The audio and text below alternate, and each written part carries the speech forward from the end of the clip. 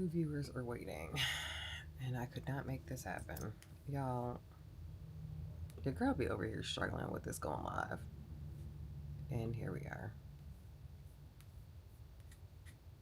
Let me edit this. Let's paste that in there.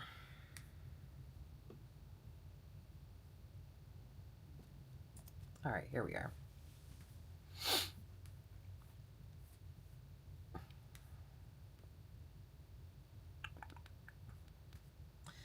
You know, I really be trying. I really do.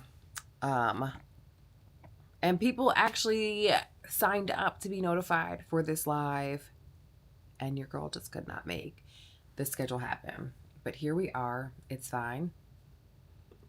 And I'll update the rest of this later. Before we get started, I was super geeked, and now I don't know where I put them. But I got these new earrings from Joann's, and I wanted to show them as people began to join. And so I brought them over. Here they are. Okay. So spring things are in the air. We're here for it. And of course, some people are like, good morning, Sandra. Good morning, Carol. Also, Carol, can you tell me if you received your order? Because I swear I shipped it, but it's still showing up as unfulfilled on my end. So Carol, can you let me know? But I got these earrings from Joann's. They're 40% off. How cute are these? And then I also got these. So I have to be honest, I didn't actually see the blue when I bought them. I didn't see them until after I actually gotten them. But here they are with the blue. I only saw the purple and I was really excited. And then look at these. They're like a little mix match situation, but they match. So I love this for us. Very, very, very, very excited. So today we're going to be making a blazer. I'm tardy for my morning, but it's fine. Very excited to be here. Very excited for you all to join me as I go ahead and create this pattern. This is my first time using this pattern itself. But I don't anticipate it being too hard. And if it is, y'all already know, we're just going to figure it out, right? The first thing that I do have to do is press my fabric. I'm going to be using an Ankara fabric for this. And pardon me, I'm over here clearing up the spots where my kids were supposed to be packing orders.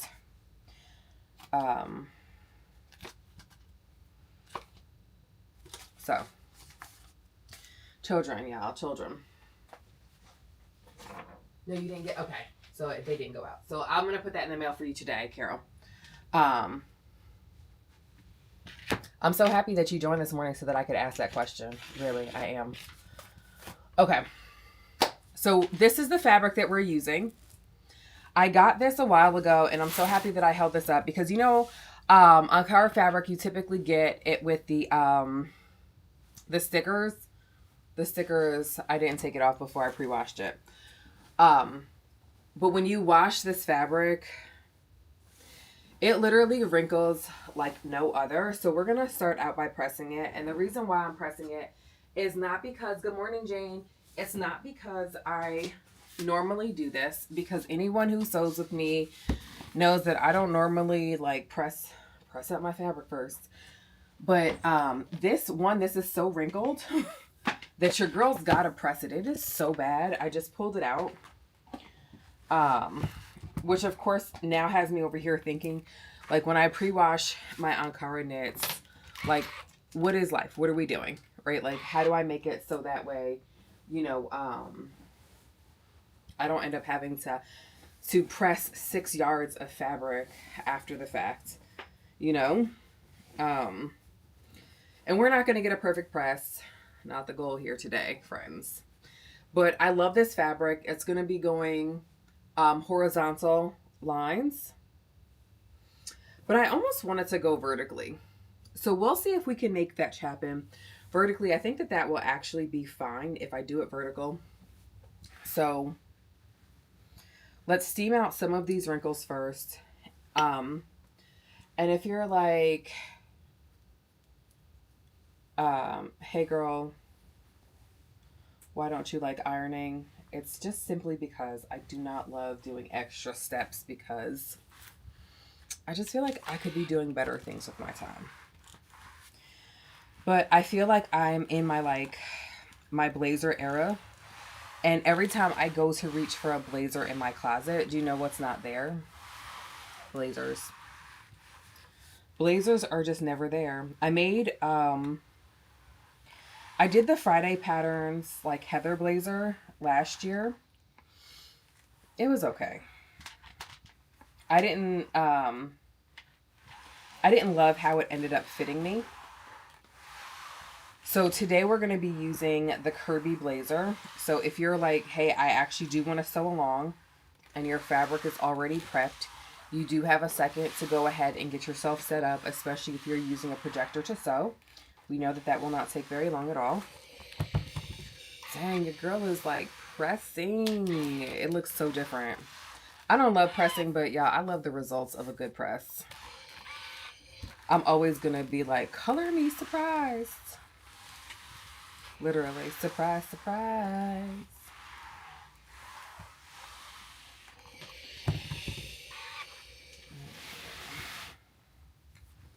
Oh, Carol, you have no idea how happy I am that you're on here, so that I could have asked you that question about this order. Like, every time I was pulling my stuff up, I was like, I feel like I sent this out. And I think it's just because I had another order that was from a Carol.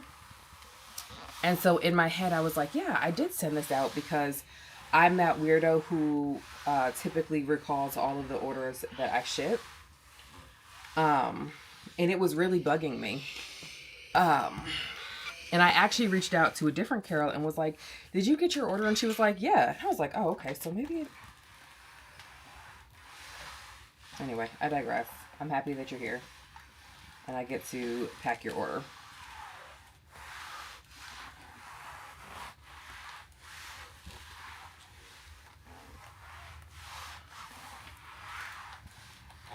Okay.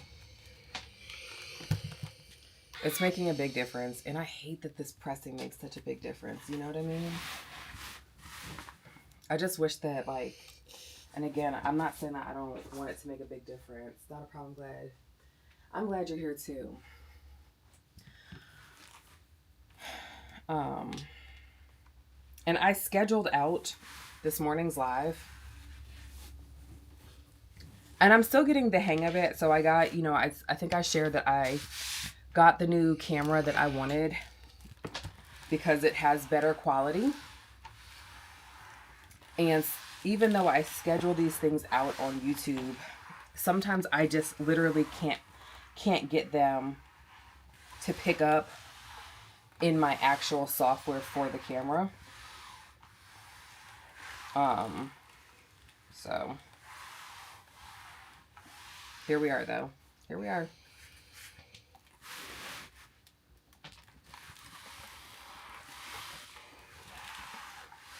I want y'all to know I'm over here like, how much more pressing do I need to do?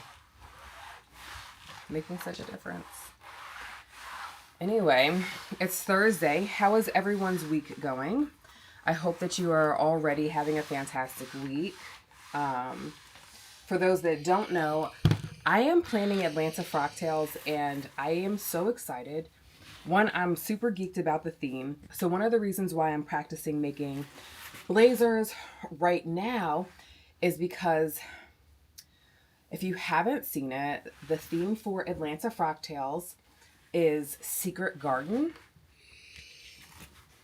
And I'm like, you can use that however you see fit, or you can interpret it however you want to.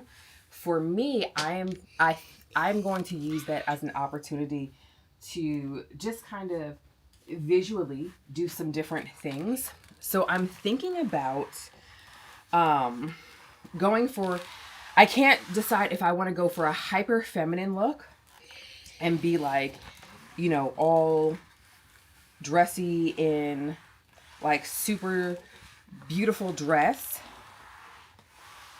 Or if I want to do like a more androgynous look and be in like a tailored suit out of tulle, like embroidered tulle,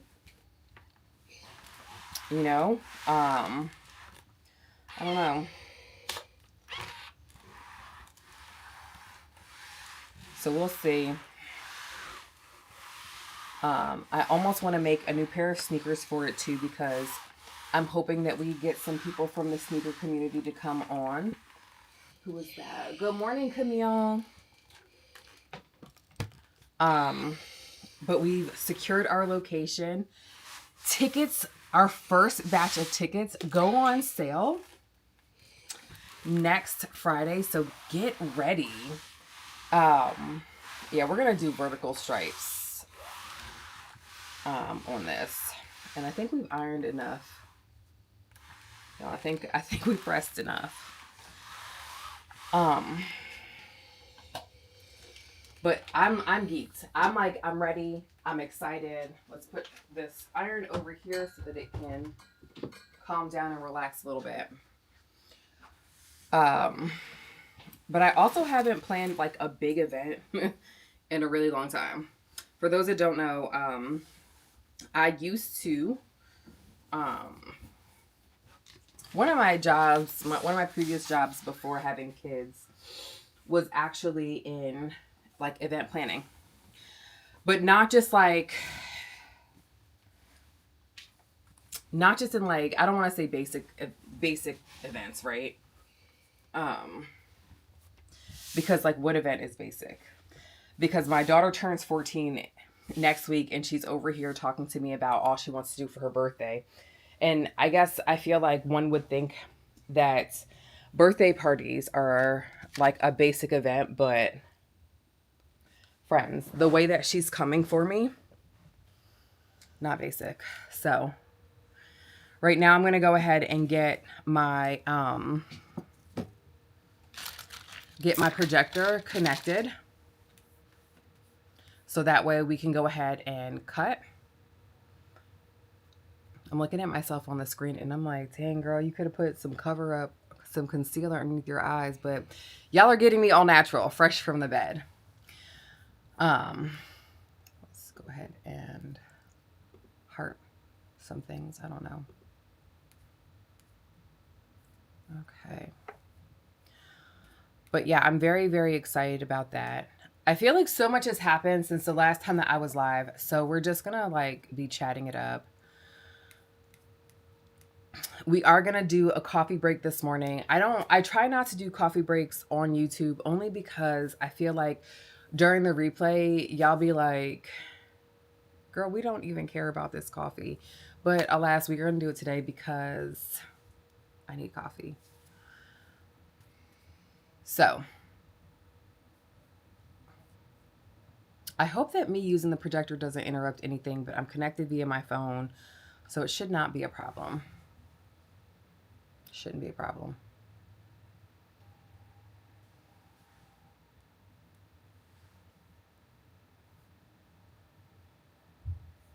Okay. Epson, we're connected. And then I'm just going to pull up my Kirby projector file. And so this does come with a lining. I don't normally line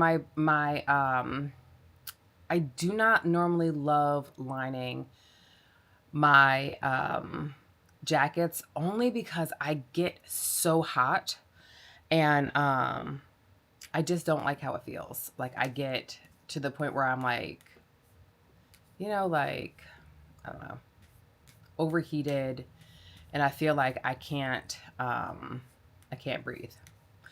I know, and it's like, Aaronica, that seems ridiculous, but yet here we are. Let me just make sure I've got the sizing correct. So again, we're going to be using the Petite Stitchery Kirby Blazer, and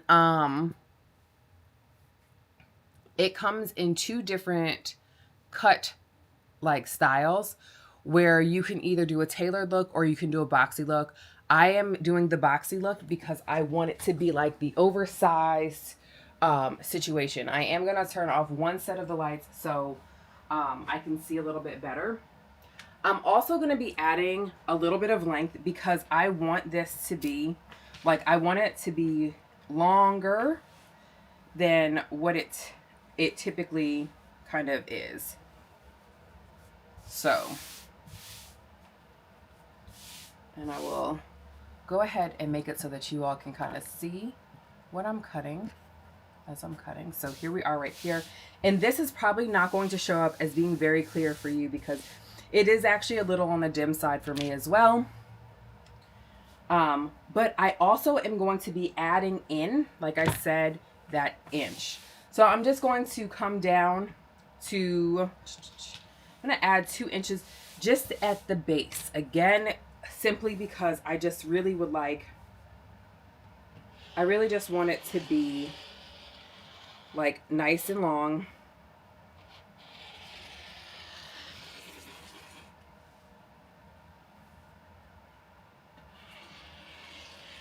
I don't know if you guys saw my review of the So Tights product, but that, if I really wish that I had that as a huge mat right now. Because the way I would be using, perfect. I love this. Excellent cut. Oh, and then I definitely did not cut it across. Hold on a second, let me see. Those are so fantastic, like as far as a tool goes, because they are magnetic, they hold your stuff in place. It is so good. Okay, so here we have our first cut. And because I am going to be doing this welt pocket, and because my welt pocket is really kind of dependent upon it's really dependent upon the distance from, like, essentially the top of the garment to where the pocket is right here. I'm just going to measure from where this arm C starts, and it's about 17 inches down. It's 17 inches down and 6.5 inches, or let me see, let me measure that. And 5 inches wide. So 17 inches down, 5 inches wide. In the center of the garment. So I'm gonna just write that down. So as I'm over, and let me actually see, I'm gonna measure one more thing just so that I can make that adjustment. And then it's 2 inches in from the center. 17 inches down, wide, 2 inches in. So I just wanted to do that, and I'm going to be lining it in a fabric that is completely contrast. And it's like a silk fabric. And in truth, I otherwise would not even be using this. Not that I don't like it, but it's not actually really in my aesthetic, to be completely honest. So I feel like using it for a lining is perfect. It's going to feel really good. Silk is a really nice material to line things with, so I feel like it'll be perfect here. I did not press it. I'm going to move this close to one edge just in case I can use that center fabric for something else. Now, I was a little hesitant in actually deciding to go ahead and line this. Why? Because you've got to line the sleeves, and like lining the sleeves kind of makes me just ever so slightly nervous. But we've got our lining piece cut out now. Let's move. Where's the back? That is not the back. Well, it's like, it's over here. It's over here. Okay. Front. Oh, no. Oh my goodness. Where's the back of this? Where is the back of this garment?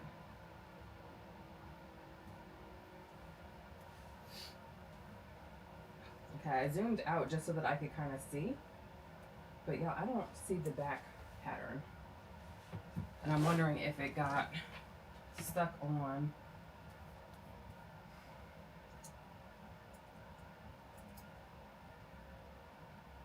Okay, I see where it is now. Control Y, 50.75.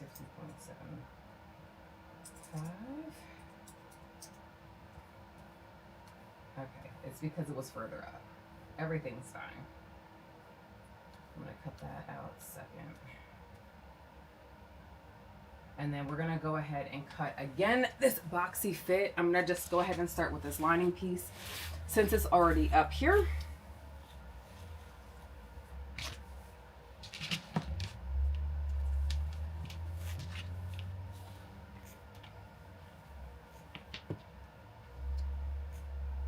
And again, this is still mirror images. Even though it is the back, we are going to be having a back center seam.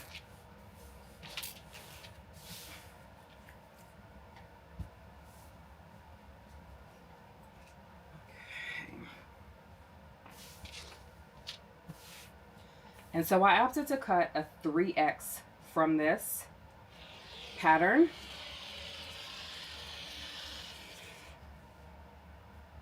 I generally speaking don't measure a full 3X, but I thought it would be good so that around my hip area, I didn't have to worry about it not fitting or fitting too snug.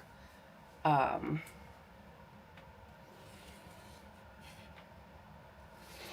do also like that the sleeves here are going to be very easy to cut out. Okay, so we've got our back piece. Let's go ahead and get our main fabric up.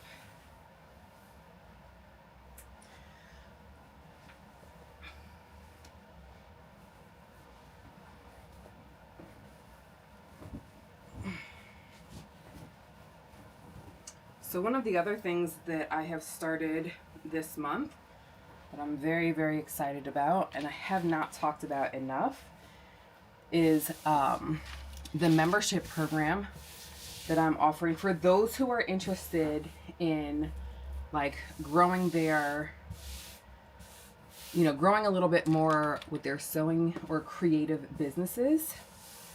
Very excited to be offering that.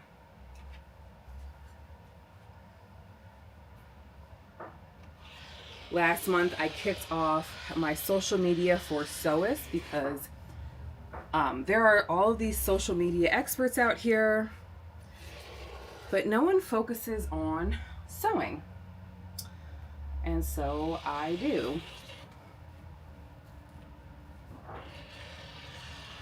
And so I had a group of fantastic students where we talked about different ideas, how you can structure and strategize, for your social media growth, all of that fun stuff. And it was really good. All right, so now we've got to cut this lapel. And we also need to cut the interfacing out of here as well. Now, also important to note that we are going to be adding in the 2 inches here as well. Otherwise, it will not fit. Because I am doing this curved front, I'm going to be adding it in the middle area. Oh goodness, look at that. We ran out of ironed area. Damn it. Oh well. I really thought that was going to be enough pressing. Color me surprised. Surprise, surprise. Surprise, surprise.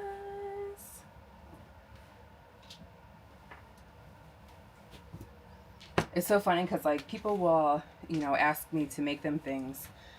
And then when I quote a price, they're like, oh, well, why is it so much? I'm using like 4 yards of fabric, 4 yards of main fabric to make a blazer. Like, it costs that much because, you know, it takes a lot of fabric to do these things.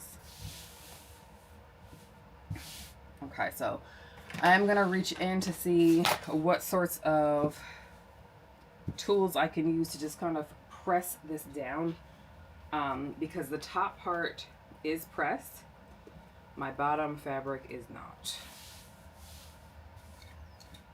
And I do have a notch that I'm going to be mindful of, and in truth, I'm just gonna go ahead and lower this down at the bottom.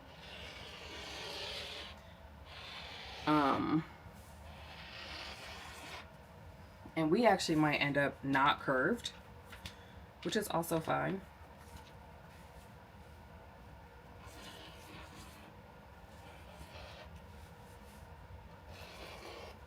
Okay. Let me actually see here. I'm going to mark a little notch there.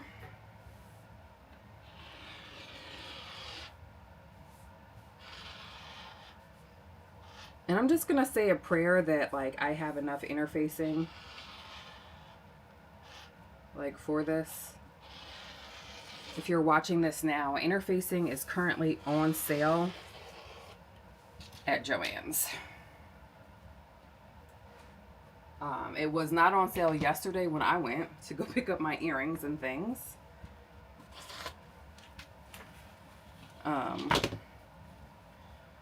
But according to their website, it's on sale now. All right, so we got that.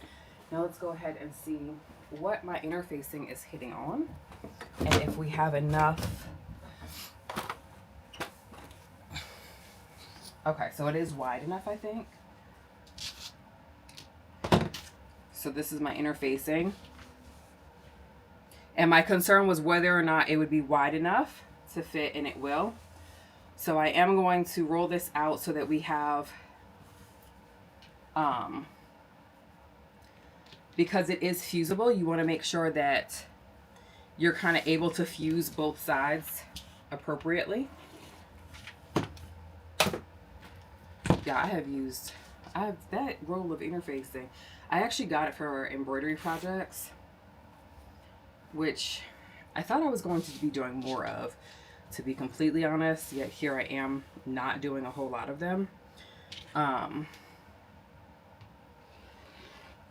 But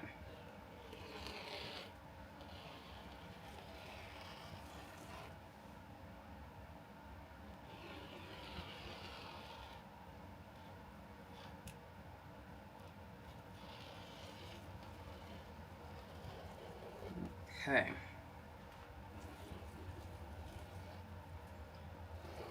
And then I'm going to just mark as well here, just so that it's easier for me to line up. Now we've got to get our sleeves, and I do think I need more interfacing for, okay,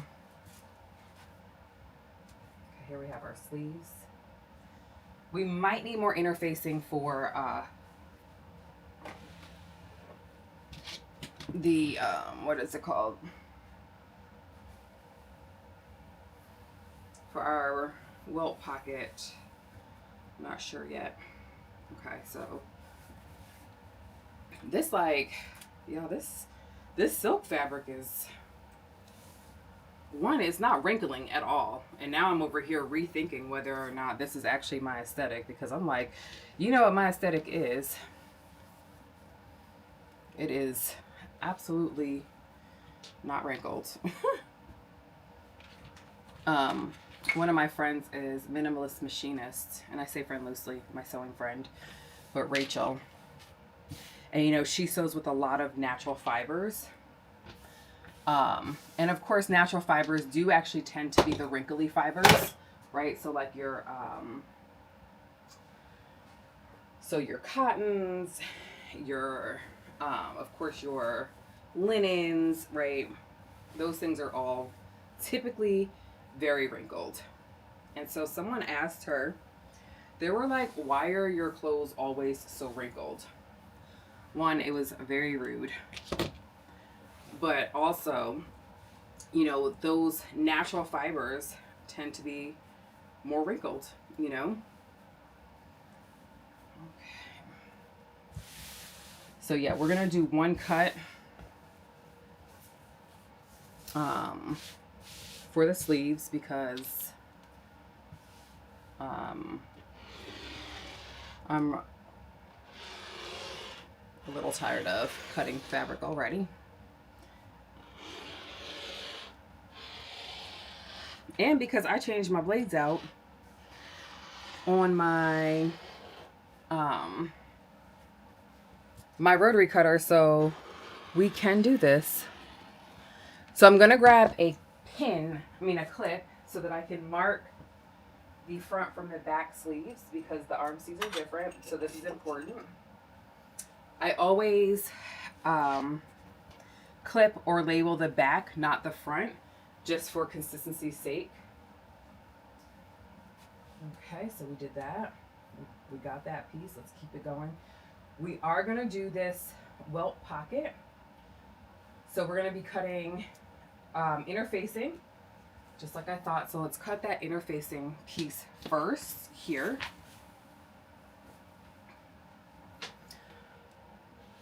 Okay, let's see. This fits perfectly. And then we're going to actually draw on the interfacing.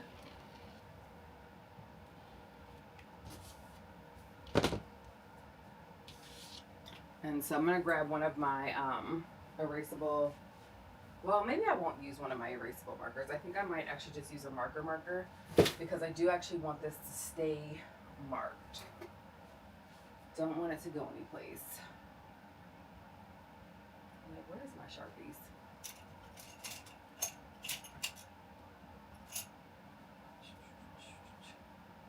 I don't know where my Sharpie is, but this Tombow marker will do well enough. And so I'm just going to go ahead and draw on here.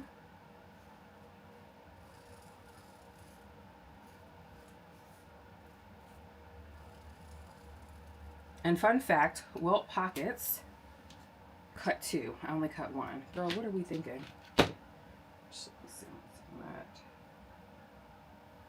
Okay, so we've got 1. I also didn't have space enough to cut 2 on that piece.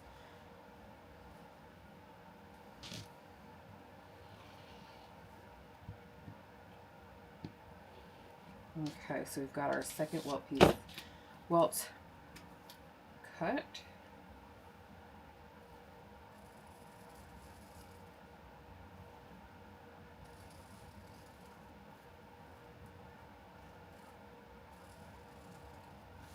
Okay, and drew those lines on there as well.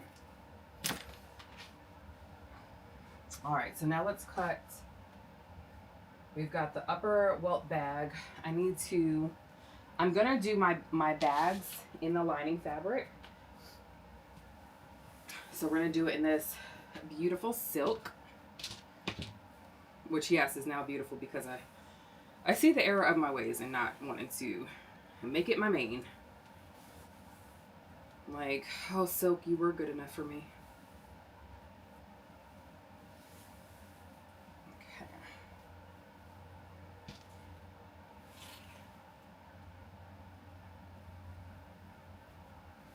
All right, so this is the upper bag. Or is this the lower? Yep, this is the upper.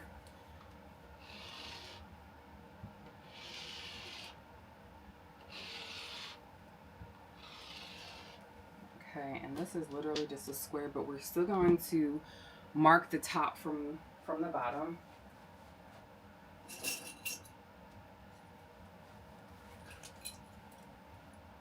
So again, I'm just going to be clipping the top.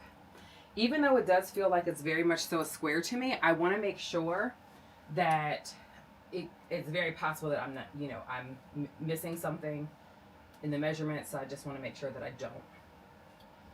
All right, so now this is the lower bag that we're going to cut out next. And again, I'll be labeling the top from the bottom with the clip.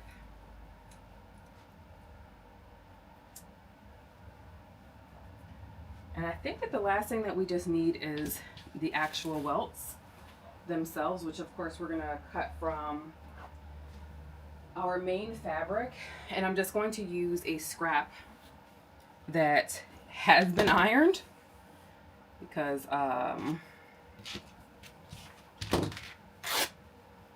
we deserve that. Let me see. I think it's going to be easier to just cut this. And we have to cut 4 of these, so I'm just going to cut 2 at a time. You know, just to make sure that we get that on there correctly. And because my fabric is directional, I am going to make sure that that's on there the right way and not angled. Although I do think it would be kind of fun if I had done it angled, you know, add a little different visually. And so I think I might do this one go in this direction. I think one of my favorite things to see, of course, is like when people are sewing with stripes and they cut the stripes going one way, then they cut the stripes going another way. I love the visual texture that adds. So I think doing my pockets this way will add that. Now let's just check our pattern pieces to make sure that we have cut everything out. Nope, we did not cut the collar. I knew there was one more piece. Put 2 on the fold of each. Put 2 on the fold in each main and interfacing.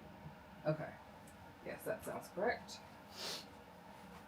Again, I'm just going to be using a scrap to do this because my scraps are ironed. So we've got this one. And then I'm like, do I have another scrap that's big enough? I don't have another scrap that's big enough.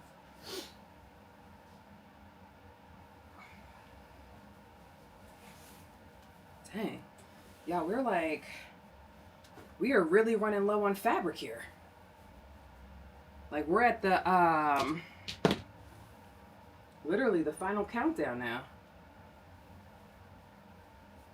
And I really feel like I'm a conservative cutter. I try to really make sure that I cut my fabric in a way that that makes it so, you know, in the event that I'd like to make a smaller project or something like that, I can have a little bit more fabric left, you know, make a matching tie or something. But yeah, I don't have none of that this time. I'm gonna cut around this fabric so that it's not pulling so much, and so I can get a nice and more flat cut here. And I am gonna grab, like, where are my pattern weights? Okay, we got a pattern weight here just to hold that down so that way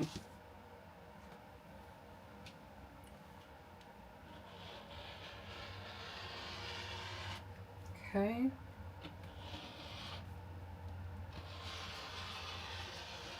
All right, so we cut that out, and now we just need to cut out our interfacing. Dang, we're out of the interfacing. The interfacing was like, bye, girl. Okay, so let's see what other interfacing we have.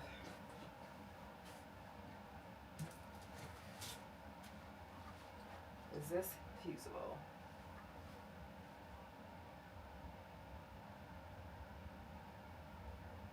That doesn't feel fusible to me. No show mesh.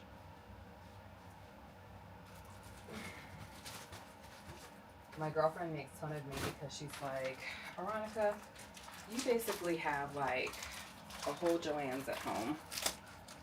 But here's the thing, when things are on sale, guess who's buying them? It's me.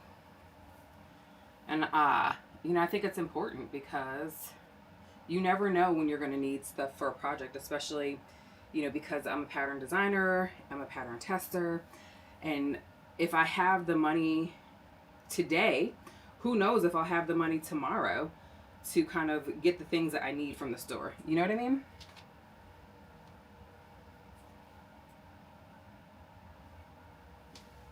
So I really try to factor those things in.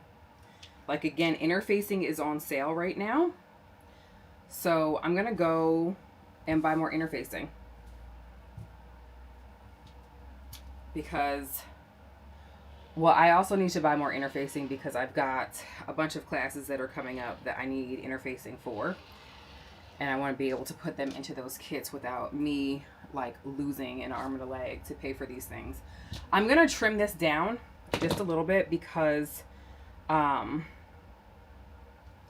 want my interfacing piece just to be ever so slightly smaller than my actual fabric. So I cut about 1/8 of an inch off just so that way when I press it on, it does not, it fits properly. Like I don't necessarily want it to be in my stitch line. So we are done cutting now. Let's stop, turn off the projector, and then hopefully we will be reconnected in here.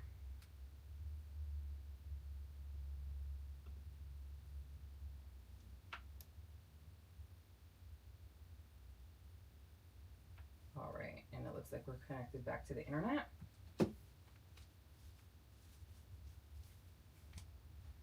There we go. I hope that wasn't like doing that for you guys the whole time. All right, so friends, now it's time for us to go ahead and make some coffee. So shout out to those of you who have already had coffee this morning. It's not me. Okay. Oops. And I hope that that thing updates, and I hope that I can resume seeing your chat. Now, one of the things that like I did not necessarily love about my last, and so for those that are wondering like what camera I'm using, I use the DJI Pocket 3. And I used to use the Pocket 2.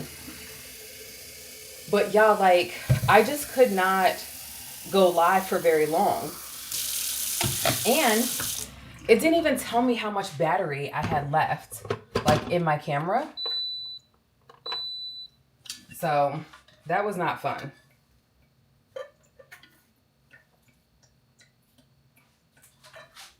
Ooh. Get a little agua. All right, so let's pick up some of these things off the floor as the water begins to boil. I've been on like my instant coffee kick. I know it's like, is instant coffee even coffee? But it's been so good. Okay, so picked up all the fabric off the floor. It's been really tasty. So in my opinion, fantastically done by me. Let's see.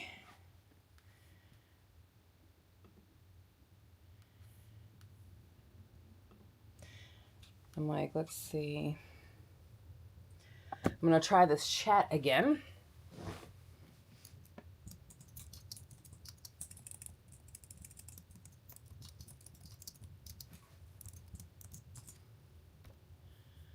Okay, and that chat went through. Okay, great.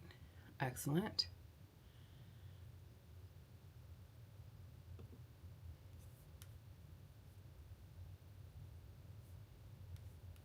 I'm like, do I need to just reload my page? I don't think I should reload the page though.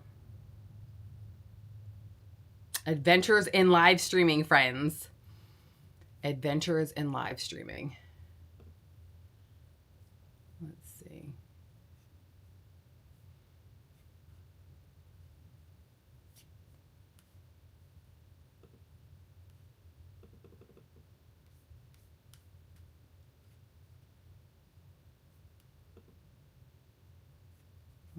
Pull up. Let's pull it up in a different window just to make sure. I'm going to go ahead and turn my sewing machine on so that we can go ahead and get started with this project because it's 8:52 It definitely took a long time, longer than I would have liked for us to cut out that fabric, but we did have to press it first. And I'm like, so I guess that's okay.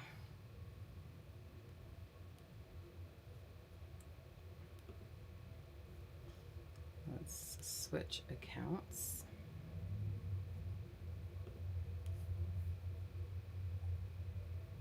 Okay, and we're back. And we're back. I can see me now.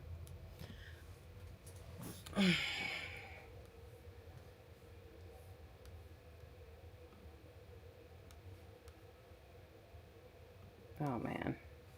Happy Valentine from 1-800-Flowers.com. Okay. Now I can see all of the chats. Good morning, good morning, good morning. Okay, great. Excellent. I love this for us. I'm going to turn off the volume in a second because, ooh, that was kind of scary, right?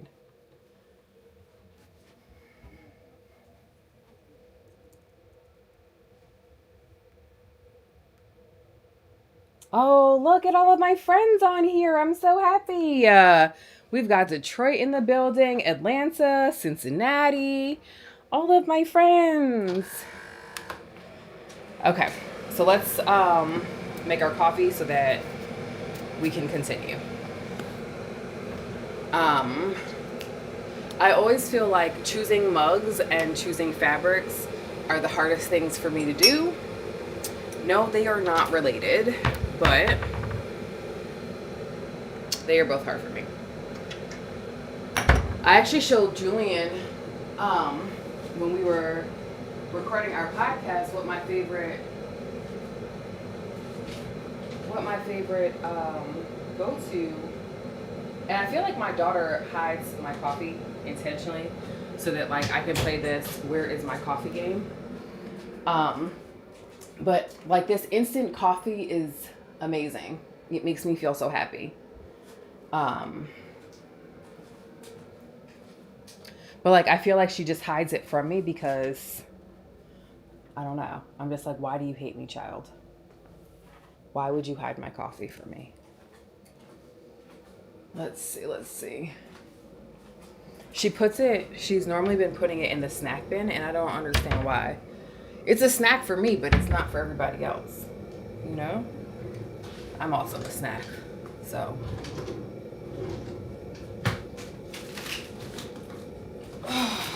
And see, it's in the snack bin.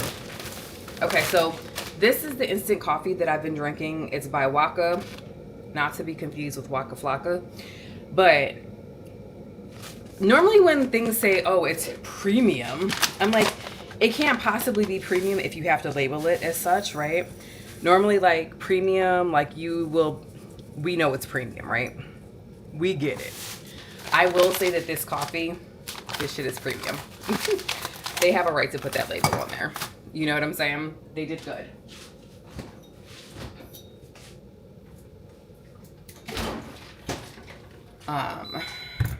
Perfect. The water is boiled. The other thing about my instant coffee that I find is that my coffee stays warmer longer. Which of course like is important to me, especially when I do these lives, right? Because I be over here talking and next thing you know, my coffee is cold. So, not a good feeling. We're going to go ahead and plug in the iron again. And the first thing that we're going to do is we're going to interface these pieces together. So that way when it's time for us to sew, we're just sewing, you know? We don't have to worry about pausing to interface. So we're going to go ahead and interface. I've already turned Brenda on. That first cut, that first little sip, that first taste, y'all will just be hitting. Okay, so here we go. I'm telling you, it's so good. And I know that not everybody is a coffee drinker. Not everybody loves their life. I get it. No, I'm just joking. Just joking. I understand that some people have natural sources of energy. They wake up excited. They wake up ready. It's not me. I'm not that somebody. All right, so I'm going to go ahead and pop my board back up here so that we can go ahead and interface these pieces. There are not a lot of pieces that require interfacing, which is why this process is going to be so easy and fast. So we've got our collar piece that requires interfacing. And then we also have, of course, our, we've got our collar piece, spread that out. And then we also have the lapel. Yeah, the internal lapel.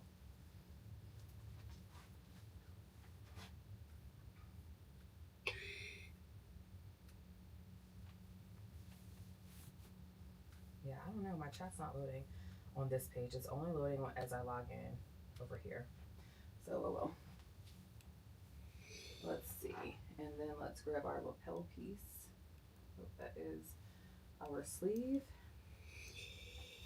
All right, so we've got 2 sets of things to interface. I'm going to go ahead and press it out first. And then I'm going to, I always press first and then add my interfacing. I don't know if everyone does this, but I feel like it adheres better to a surface that's already hot. You know? And I could just be making that up entirely. I'm not the interfacing master. No, I'm just joking. I do feel like interfacing has become one of the things that I am actually exceptional at when using a good interfacing. I'm not going to lie. The interfacing that I'm using for this, for the collar, it is by Pellon. We all know their interfacing works. It's just not the best. And whenever you're applying interfacing, you always want to make sure that you're pressing, not ironing, right? You're pressing long enough for that glue to activate and adhere to the fabric. And if you end up ironing, which of course we discussed is different from pressing, then you can get bubbles, you can get wrinkles. It's just not the business that you want in your life. You know what I'm saying? I originally was going to do something small this morning, but then I was like, go big or go home, right?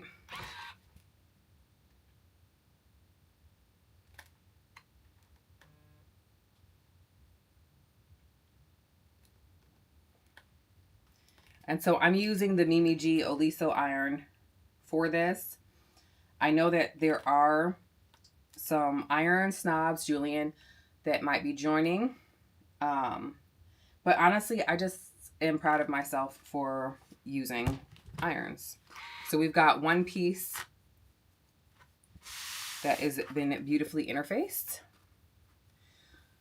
Let's go ahead and interface this one as well.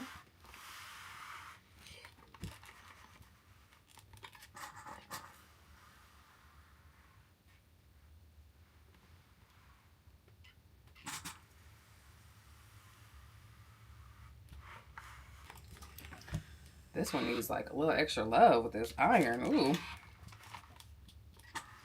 So after I like wash my Ankara fabrics, I do try to immediately fold them in hopes that that will like, I don't know, make it so that it's not as wrinkly.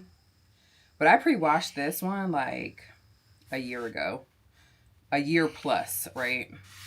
So only the Lord knows what I did there.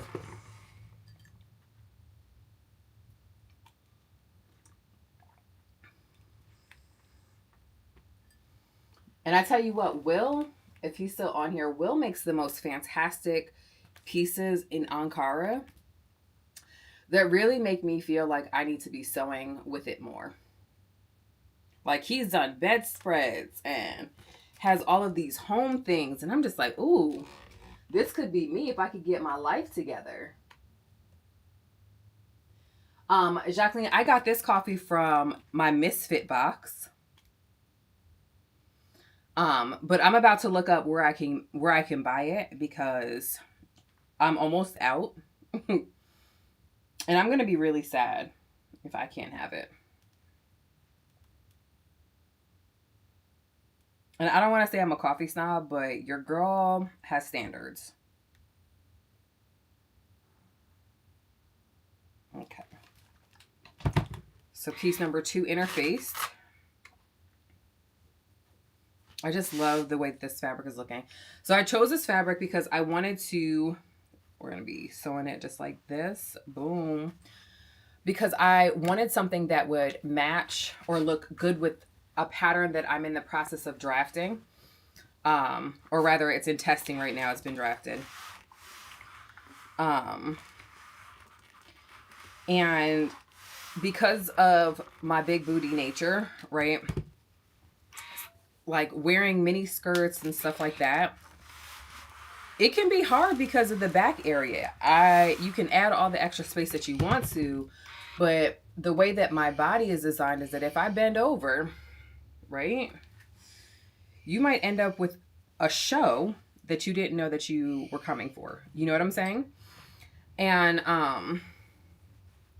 I wanted to do this oversized blazer to kind of go with it so that I could feel a little bit more like comfortable and confident. And I'm matching up my notches that I put on here. I just wanted to feel a little bit more comfortable and confident as I wore it, right? I'm trying to figure out the fastest way to do this. And so I was like, oh, you know what'll work is if I get my blazer on. Because I like a mini skirt. I love a mini skirt, but you really have to make sure that your ass is not out. Like when I see all of these like fashion bloggers and stuff like that wearing things that are super short in the back, I'm just always like, how do you just make sure that you don't end up flashing everyone? Like that's what I need a masterclass on. You know what I'm saying? Because even when I lose weight, right, your girl still's got a booty. No matter what, the booty is bootying. It's never going to go anyplace. It's always going to be here. So,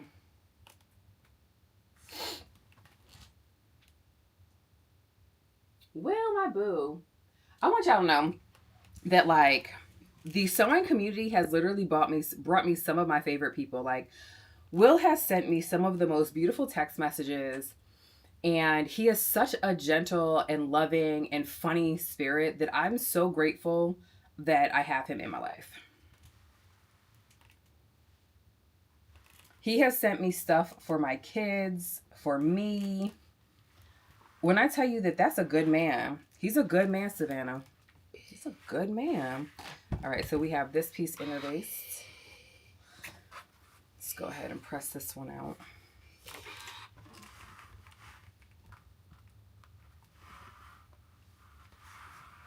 And it's funny because I'm not going to say I wasn't using my Ankara fabric before, but I will say your girl has been using her fabric way more since I have been watching Will wear his.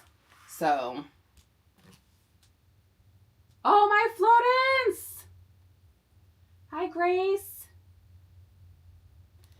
The mini is cute. I have it over here. I'll show y'all in a second. Florence is actually another person that the sewing community has brought me.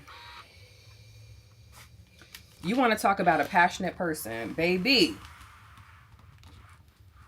You haven't seen passion until you've met Florence.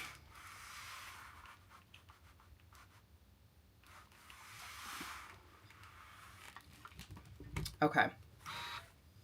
Now let's just make sure that we put the right... This interfacing is what's going to keep you honest with making sure that you have your right side versus your wrong side together. Because let me just make sure. It's going to keep you honest. Because it almost wasn't. No, this is correct.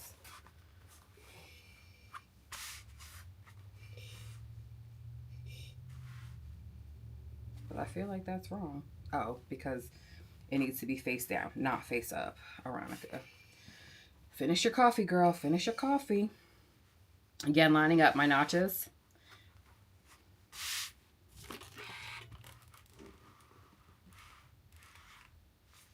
Now this interfacing is a lot thicker than the first interfacing that you guys saw me use on the collar piece.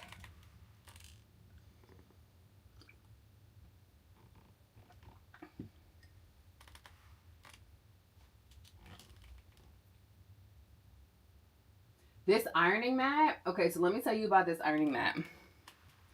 This ain't even an ironing mat. So my husband, bless his heart, he loves Walmart.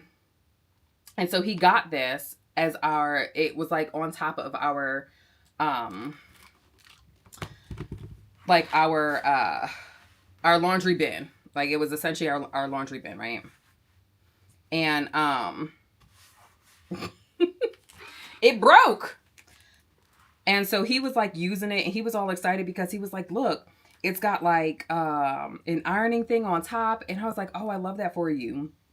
So when it broke, I was like, well, since your basket is broken, can I actually just take that topper so that I can put it on top of my cutting table? And he was like, yeah, I guess so. At least it can be used. But yeah, he was not happy to share his shit. Not happy to share his shit at all. Okay, so now we're about to be done with this, but because we're using woven fabrics, we're going to keep the iron out and hot, and we're going to keep this ironing board out as well. So let's quickly review our pattern pieces that we have here. We have this lapel piece, which we have interfaced right here. Y'all, this looks so good on camera. I keep looking up. Then we've got 2 of our collar pieces. We have 4 of our welts. I'm going to go ahead and just hit this with a really quick press. 4 of our welts for the welt pockets. And yes, Julian, we're doing welt pockets on live. I said, you know what? Julian would be so proud of me. We've got, this is one of the pocket pieces for the welts. This is another one. We've got upper and we've got lower, as you can see here. So I'm going to put that with the pocket pieces. I think that's it for pocket. We have our front piece here. So this is the front of the jacket, and we've labeled with a notch where the notch to the lapel goes. Then we also have our lining piece here. Okay. Then we have our, we have 2 sets of sleeves. And then finally, we've got our back piece. So essentially what we're going to be doing with the assembly is we're going to be assembling all of the lining one way. Then we're going to be also assembling the main pieces the same way. Then we're going to bring them together and show them some love. So I'm going to go ahead and get the rest of us ready right now. You see me, Julian?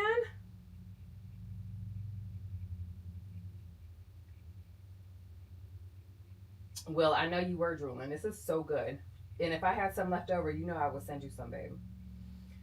But alas, we used just about 6 yards to make this little blazer happen. Okay.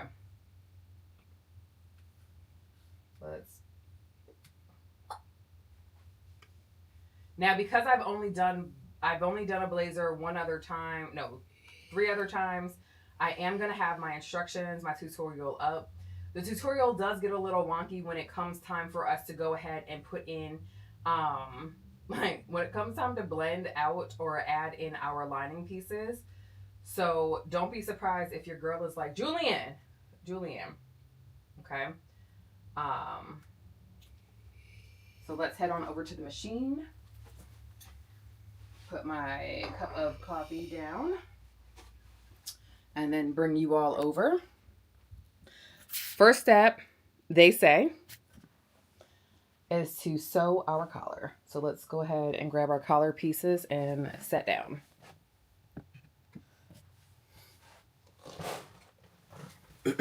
I'm using a black thread. It was already threaded, but I am gonna go ahead and open my machine up so that I can go ahead and make sure that my machine is oiled. Because if y'all sew with me, you guys already know Brenda does not like to not be oiled. So she hasn't been oiled for the past couple of projects. So we're just gonna go ahead and drop a little dot. And it doesn't take much oil in your machine for it to feel, you know, you only need like a little. I'm literally using 3 dots of oil. That's it. But it makes such a difference in how your machine actually functions. And not all machines actually require to be oiled. I think it's also important to note that, right? Because I feel like I'm always talking about oiling. I'm always talking about oiling her. But not all machines require it. Your girl is bougie. What can I say? I did not check to see what our seam allowance was. Let me see what that is for a second. Let's see. Seam allowance. I want to say it's probably like 1/4 of an inch.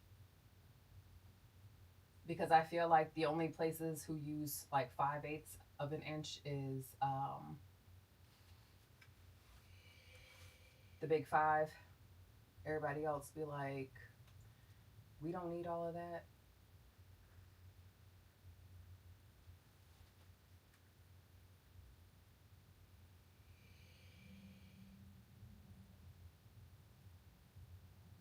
All seam allowances are 3/8. Okay, excellent. So if you guys are making this with me, we're doing 3/8 seam allowance.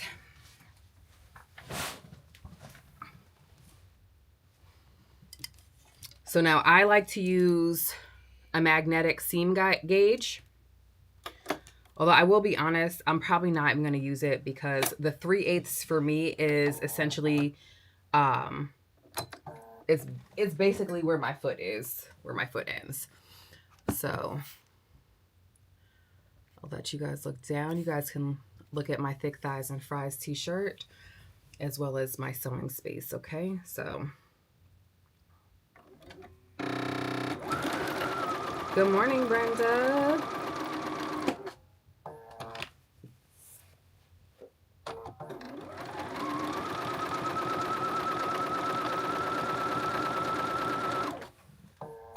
Just making sure that everything is lined up. Because y'all know I don't use pins. Although this brand just reached out to me and they were like, hey, we'd like to send you our pins. And I was like, listen, I don't actually really use pins, but I do use clips. They have these clips that you can sew over, which I think is really, really cool.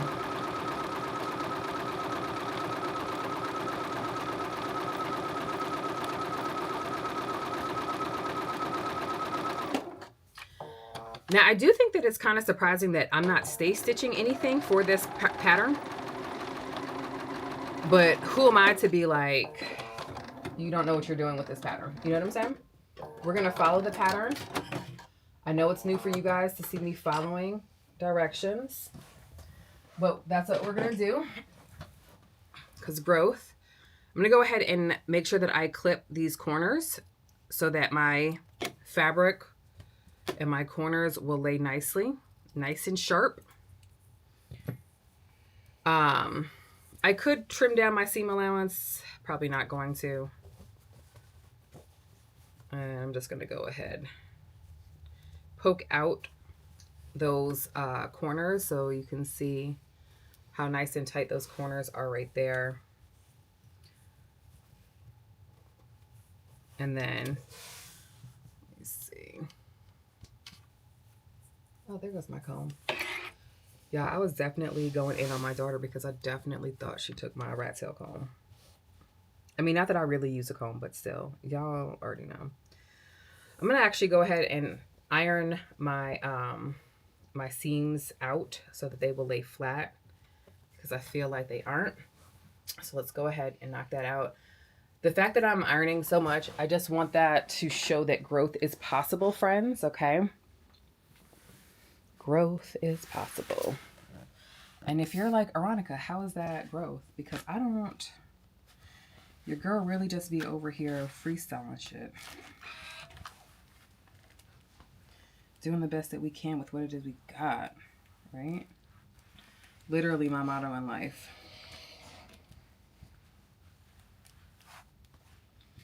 Now, let me tell y'all this. Now, I'm not an ironing snob, but I will say that I got that new M3 Oliso iron. Listen, it has like a little flashlight on the end, and it's like, well, why didn't you use it for this project? Because this iron was already hot. And it lets you kind of like see, make sure you're pressing everything. I do like that. I do like that a lot. Okay, so we got that pressed out, y'all. I really know how it feels to be pressed out, pressed out. Okay, set you to the side. Well done.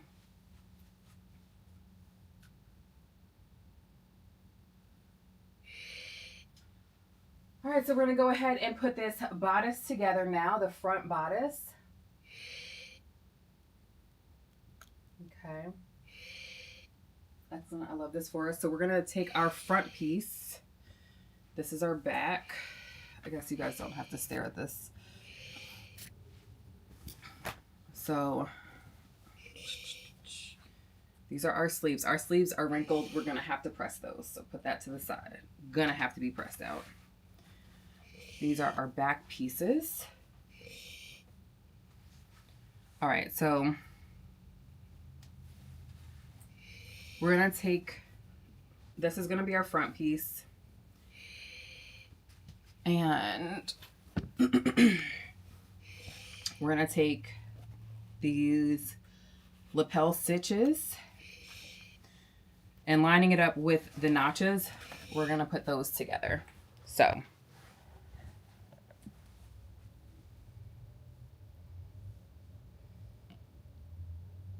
although, listen, it says to repeat steps 6 and 7, but it didn't say that we had to cut out. Hold on a second. It didn't say that we had to cut out this lapel out of our lining fabric. Hold on. Okay, let's see. Let's pull these pattern pieces back up because I'm like, was it me? Am I the problem? Am I Taylor Swift? Let's see. No, it says cut 4 mirrored in Maine. I only cut 2. It was me. I am the problem. Okay. Well, we will use this lapel piece as our pattern piece.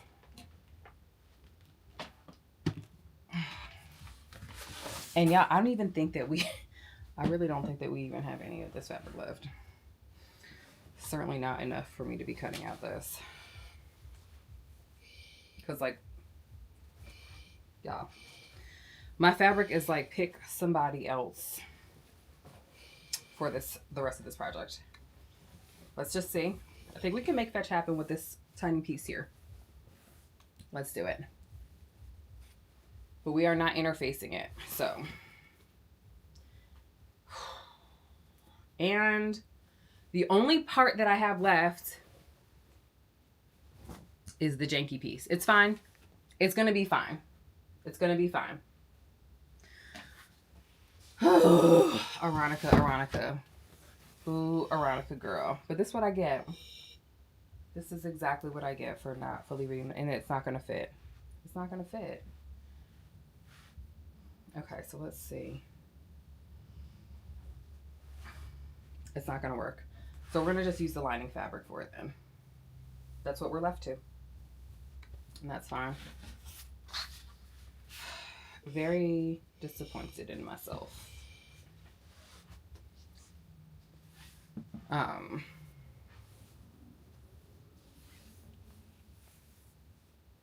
And I want to say something like, oh, the direction should have been clearer, but I should have been reading them better. That's what the truth of the matter is.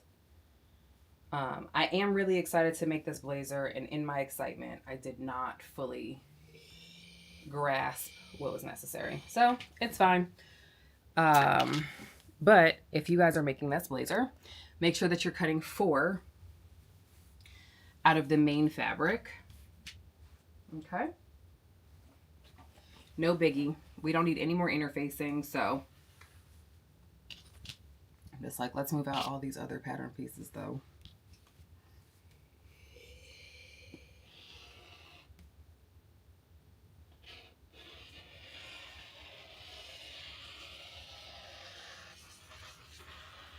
Boom.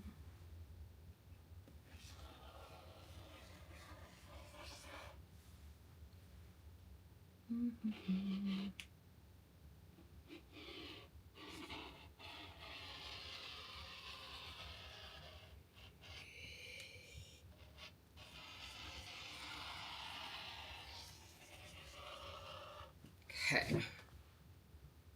Boom. And then let's mark our notch, because notches matter, y'all. All right, now we're ready to construct. Everything's fine.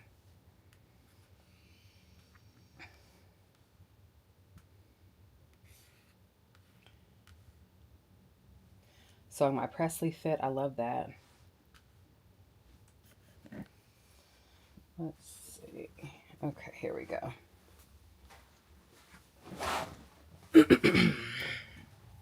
It's a good thing that my camera said that we got a good like 9 hours.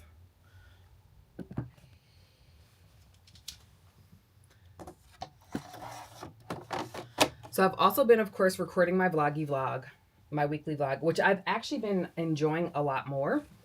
I've been having a really great time recording these. It's been good. Even though like they aren't super popular for me yet and they don't get like all the views in the world, it's something it's content that I've been enjoying making, and to me that's what matters.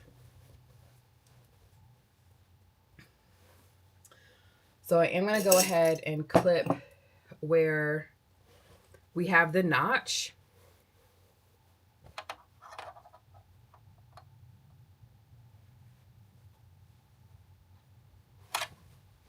Just to make sure that things line up correctly.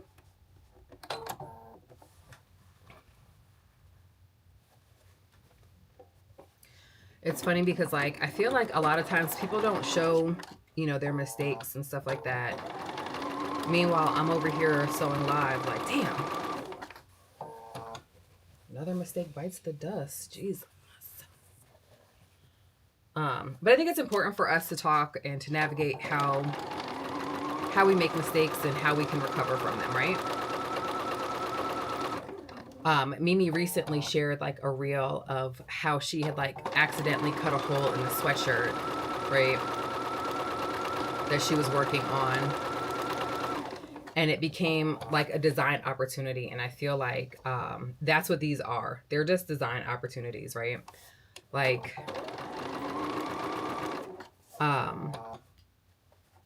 I don't think that any artist has made it big by being perfect, if that makes sense. So, mistakes are just design opportunities that you were blessed with.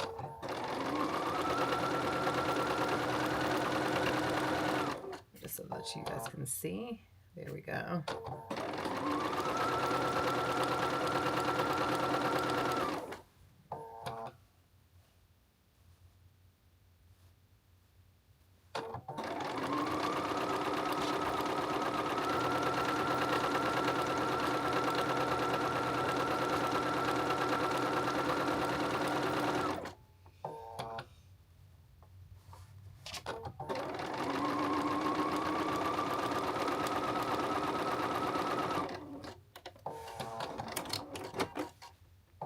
Okay, so we got one side done. Oh my goodness. Can y'all see it? Oh, you can't. You're still looking at the machine. Bam. It's gonna be amazing. It's going to be so good. I am not the happiest about my design, my forced design idea, but whatever. Whatever. Because, you know, like, I'm not a person who necessarily like loves, like, I don't particularly love like color blocking, stuff like that. I always love it when I see it on other people and I'm like, oh, I really want to color block more, or I want to do this more, especially because like I saw it on this person and I'm just like, but then when the design opportunity comes for me, I'm like, so I almost feel like this is the universe's way of being like, well, girl, you said you wanted to do more color blocking. You said you wanted to do more of this.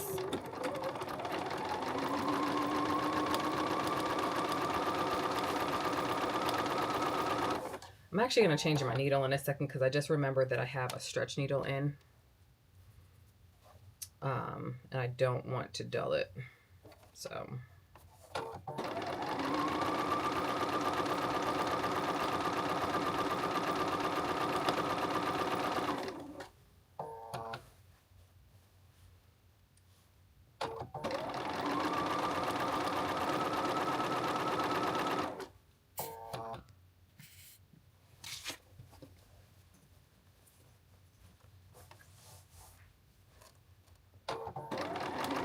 So interfacing is like one of those things that really have the ability to add a lot to your projects, right?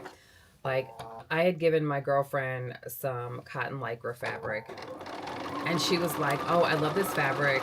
I want it to kind of function a little bit differently than what we typically see from cotton lycra. She's like, how can I make that happen? And I was like, you can probably like interface it.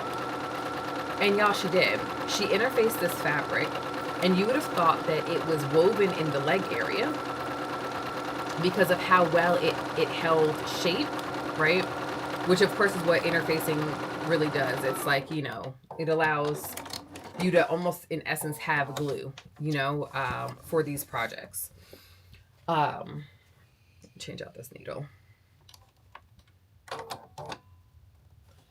And I thought that that was really, really cool. And I think that more people should take advantage of that, right? Because yes, interfacing can sometimes be a nuisance to work with, et cetera, right? But it's also a really powerful tool that can offer a lot of creative and different design choices. So I'm just going to replace this needle.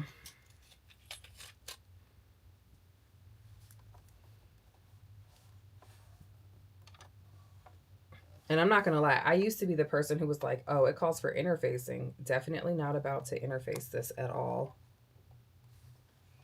Make sure that... One of my biggest fears in sewing is that, like, I don't put my needle in. I don't put my needle in deep enough. And then as I'm sewing, right, like it ends up getting like messed up and it like, I don't know. For Bernine, I do think that they make it a little bit easier for us to tell if it's in because we have our automatic threader that will not work unless it's actually in the right position. But I don't know. It's a big fear of mine that as I'm sewing, it's just not going to happen for me, you know? That it's going to be like, oh, girl. Think long, think wrong.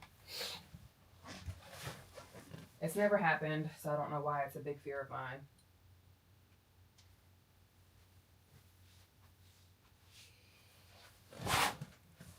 Okay, so let's do the lining. And this lining is, y'all, it's going to be seen. It's going to be seen.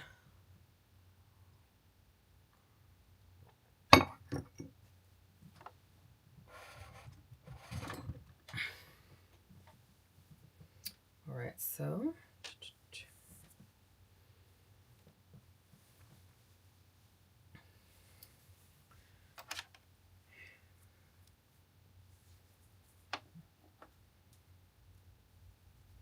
all right, here we go.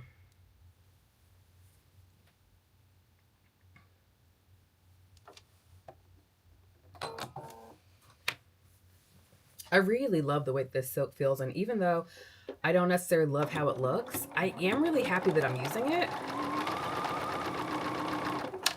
because it's gonna feel so good up against my skin.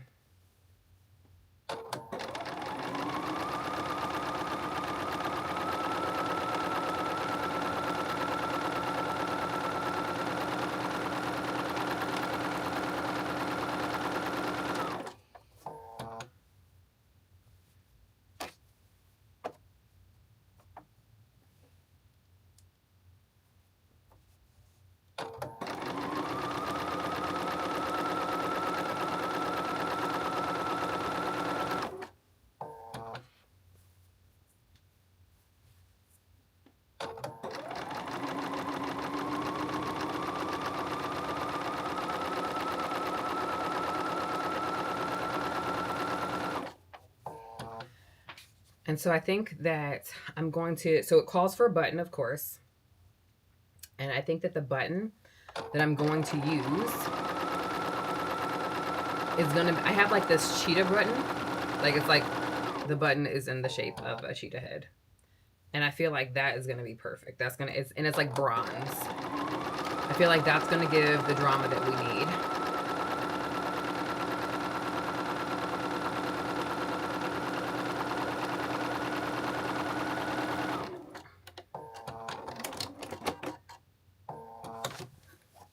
Okay. Yeah, I just wish that I loved how that, like, I don't know. I wish that I really loved this design. Because again, it feels amazing.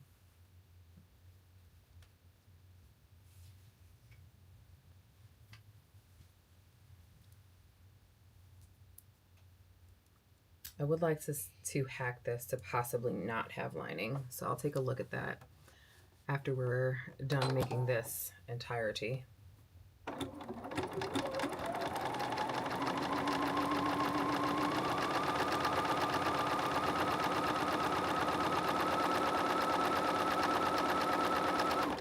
So this week's focus has been waking up at 5 o'clock in the morning.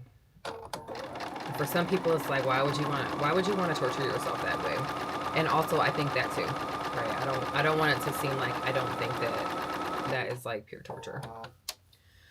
But I have quite a few things that are happening, right? So I shared that I'm planning Atlanta Frock Sales, which is a big undertaking. I'm so excited because, again, I think it's going to be beautiful. And honestly, it's allowed like Dejanay and I to get closer. So I'm here for it, whatever, because she's been such a big help. Her and Amber, so helpful. But I also teach 10 classes, and I used to say 9, but now because one of my classes sold out and they oversold it. So now they're like, oh, well, would you be able to just teach another one? Can we just add another one to your schedule? So I'm like, sure. I love that for us. I love this for us. And so now I'm teaching 9 classes, and like yesterday I kind of mapped out, and I am a mind map person. So I mapped out just kind of what that means and everything like that. But I'm also a mom of 3. I'm also a wife. It's also my daughter's birthday next week. It's also Valentine's Day. And I love Valentine's Day, even though I get that it's a commercial holiday. And, you know, whatever, like, we're like anti-commercial holidays, whatever, I get it. But I still love it. So it's just that there's like a lot going on for me, you know? Ooh. Okay. So sorry, I definitely just pulled down my shorts in front of y'all. My apologies. It was digging my butt. So let's see here. Just taking a look at our next step. Now that we have done the right thing. Okay. Got that. Love this for us. Okay. Did that. Now we're going to go straight down the middle of our back piece. And then we're going to move into the pockets. Now, if you remember, I have to measure down for our pockets to get them in place. So these pieces are what are up next.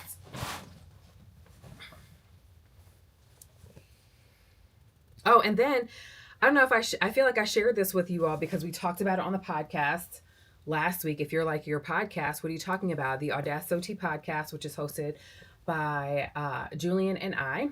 Um, but I shared last week that I had started 75 Soft. Um, and so, of course, that means that I also am making space in my day to work out for 45 minutes minimum. Some days I've been working out 2 times a week, like today. I have track practice with my daughter. So today I'm going to be walking on my treadmill. And then I will be taking my daughter to track practice. And while she's at track practice, I also walk.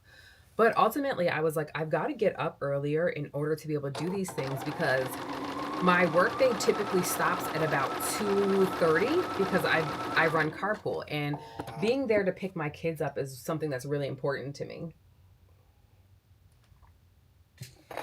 My coffee is so warm, y'all. And like I know that some people are like, oh, we'll just put them in after school but like I really enjoy being the person who picks my kids up because in truth I like my kids. Like they're funny. Granted they are not always not annoying. But I really like them as people and I like hanging out with them. So that's a value for me that is a non-negotiable. And I like that. But I've been getting up at 5 o'clock in the morning. Granted, I am bleary eyed. Your girl is over here like, what is life?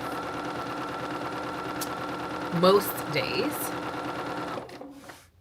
But I've also been like, wow, like I've been able to be so much more productive. I've been able to get, the things done that I need to get done.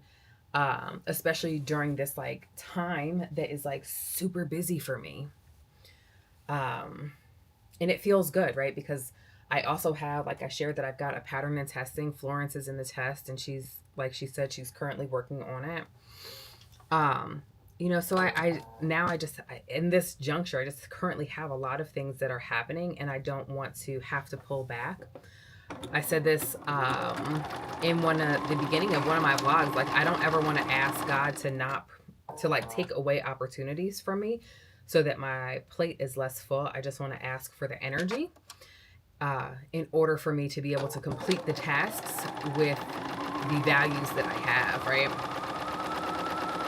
And I honestly feel like I'm there, like I feel like waking up at the 5 o'clock in the morning. I like to do working out. I like to work out first thing in the morning or in the middle of my day to kind of give me a boost. And so far, this has been working for me, right?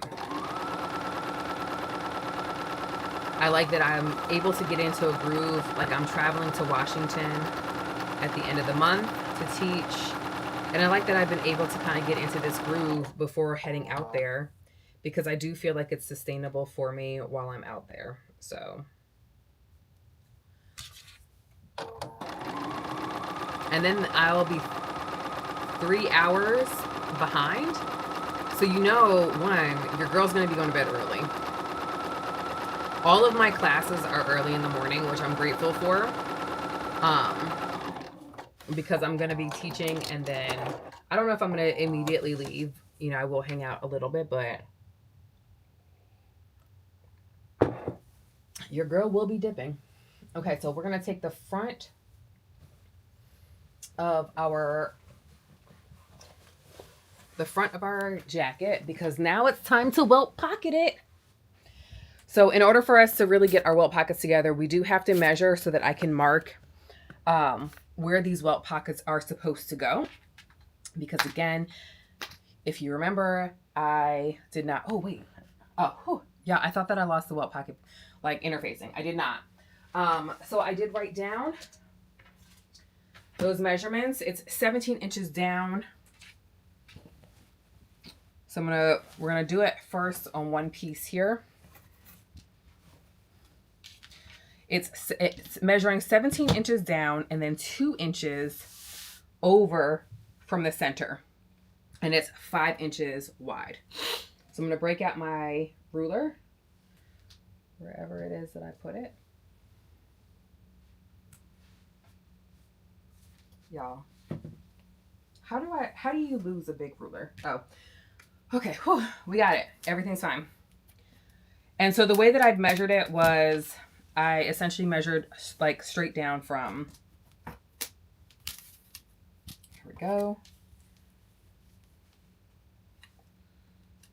All right, so I do think I'm going to use some Taylor's chalk because it's white. I just had some. So I was marking something else. So we've got 17 inches here. Then we're going to measure on that 17-inch line. It was 2 inches that it started. And it was 5 inches. Okay, and just so you can see the line that I've added here. So I put it right there. So that is where our welt pocket's gonna go. And of course we're on the inside of the garment. Although I'm gonna remeasure that line again, just to make sure that we are a little bit lower than the 17. I thought so, that's fine. So I'm just gonna bump it up so that it's actually at that 17 inches. Because I just want them to match from side to side. So, boom. That's going to be our new line, the upper line. So, I'm going to go ahead and just do the same thing on this side as well. Because I just want them labeled first.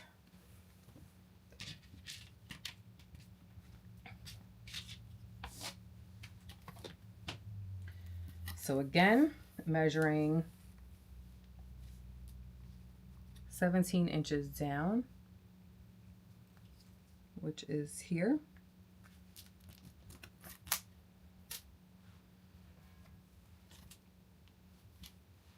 And I'm gonna just flip it this way because it's easier for me. Okay, and so I'm just moving so that I can measure from the beginning of that seam line. I'm gonna actually line this up properly. So it begins at 2 inches and it's 5 inches long. So I'm stopping at that 7 inches. So there is our second line. So we've got that on here now. So cut out the interfacing, wrong side of the bodice. We've already done that.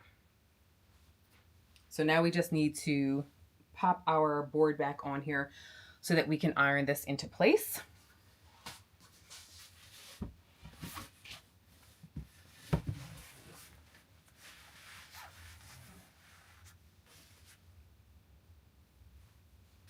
And so I'm going to line this up so that the middle of the line is on the middle of my interfacing line.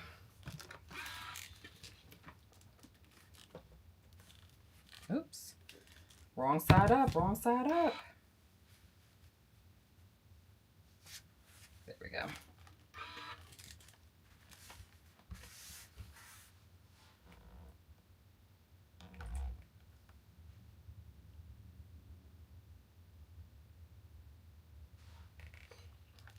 Okay, so we're in there now.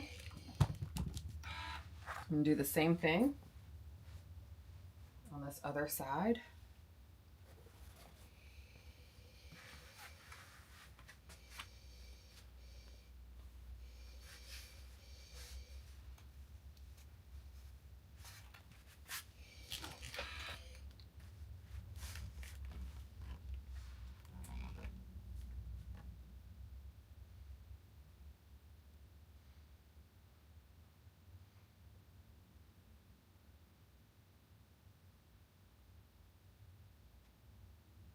Okay, so because I'm already here, I am just gonna go ahead and press my my actual welt pieces in half. just so that's kind of already ready to go. So we've got 1,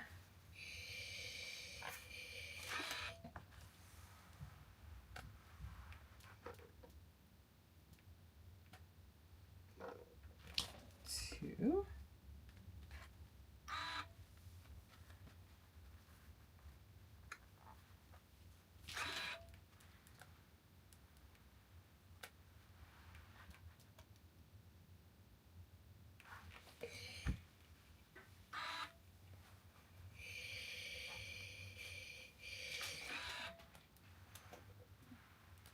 Okay, so we've got our 4 welts together.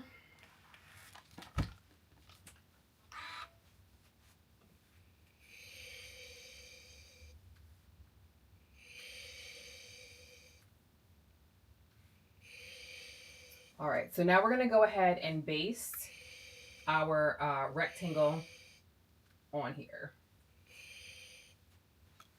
And I'm also going to just go ahead and take these little pieces with me as well.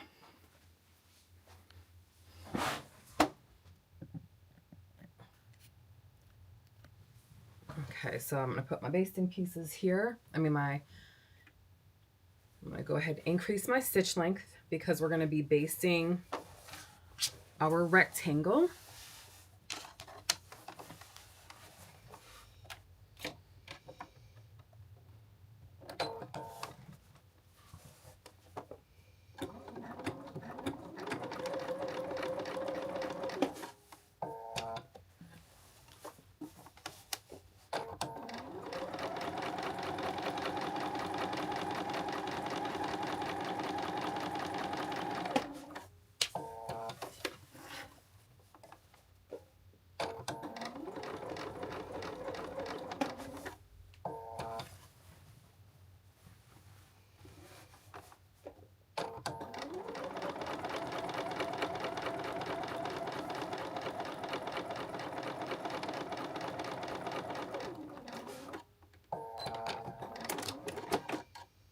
And then I'm also just going to baste this center line as well.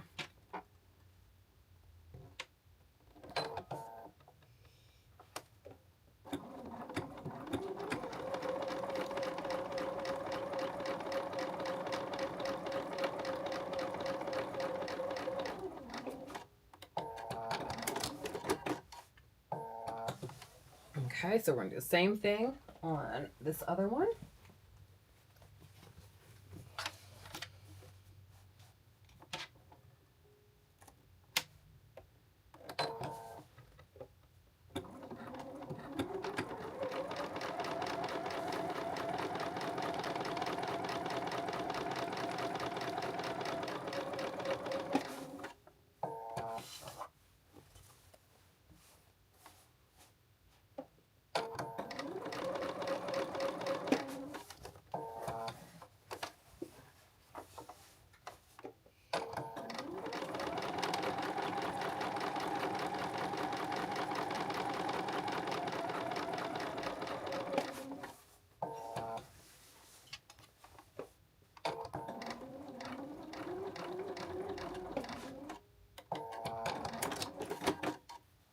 Okay, now we're going to do the center line down here again.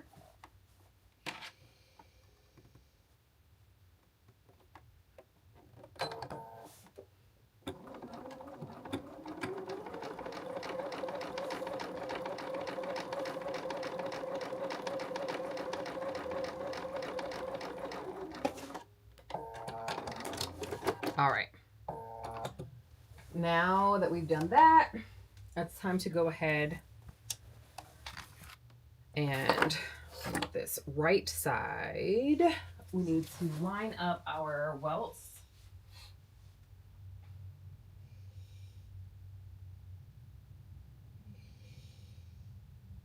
On the right side, place your welt pockets. The raw edges of each welt should be touching the line that you set.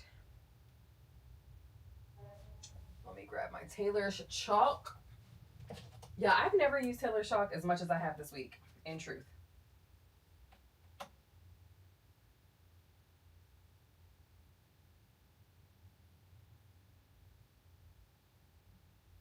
Okay.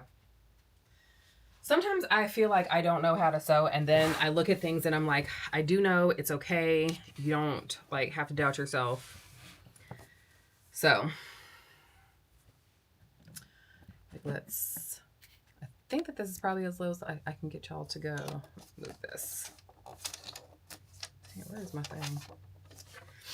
Yeah, this is, maybe that'll help to see. So I'm gonna take my welts here, and my basting stitch is in black, so it's hard to see on camera. It's also hard for me to see, if I'm being completely honest. So I'm just gonna line it up.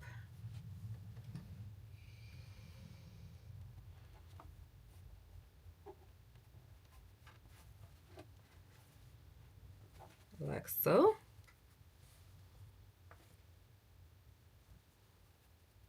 And like so.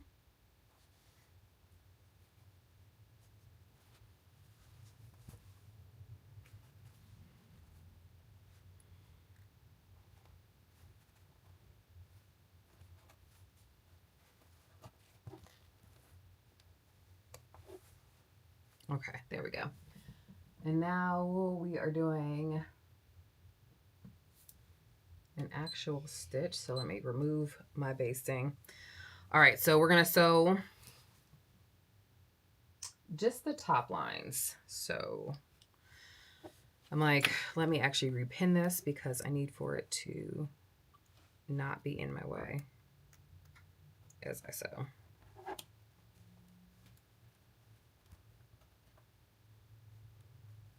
Okay.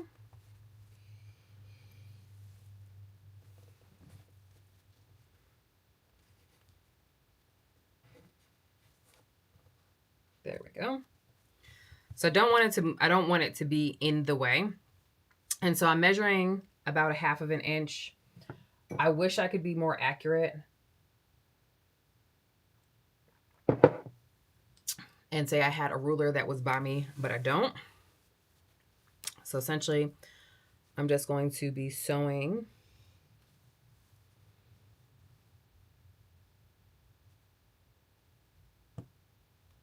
this line in a more straight fashion.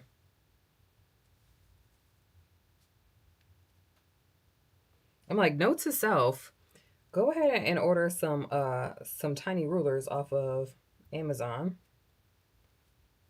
Because like, girl, what is life right now? You know what I'm actually gonna do is I'm just gonna flip it over and restitch. And I'm just gonna do it this way because that is what I need to do. But I'm going to be stitching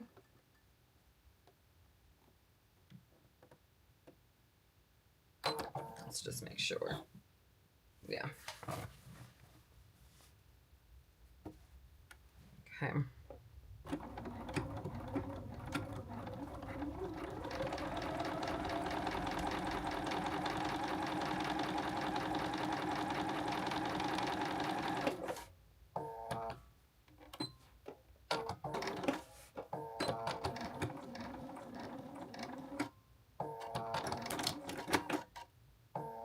And then we're gonna do the same thing on this side. I'm gonna finish this pocket first before I move to the other one now.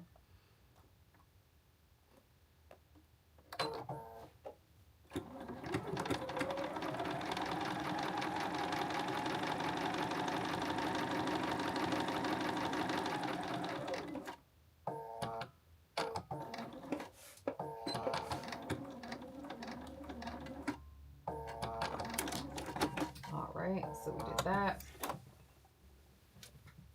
I'm gonna take my pins out. I'm gonna go ahead and cut through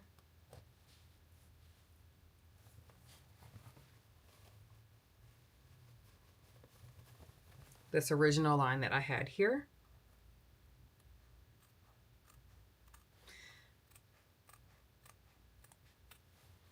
I love these duckbill snips. These are by Tula Pink.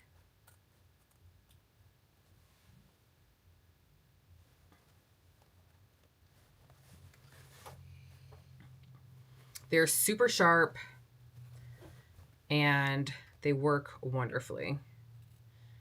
And I'm snipping to the corners, making my tiny triangles. And I am moving the fabric that is behind it out of the way just to make sure that I don't snip through that accidentally. Y'all already know we're running low on this fabric here.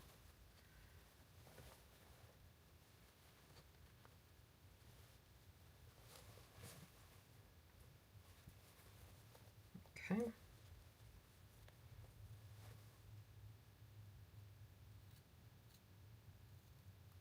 And again, we're snipping to that basting stitch, not through it. Now I'm going to go ahead and tuck that down. I'm going to tuck in our pocket pieces here.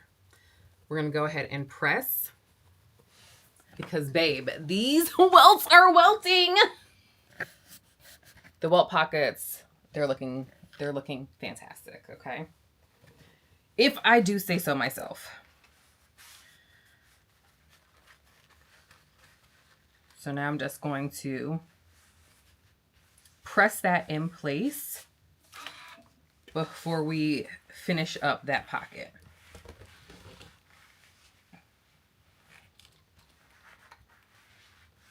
Okay. So here's how our welt is looking at this juncture. It's looking good, okay? So I've done that. The welt pocket is welting.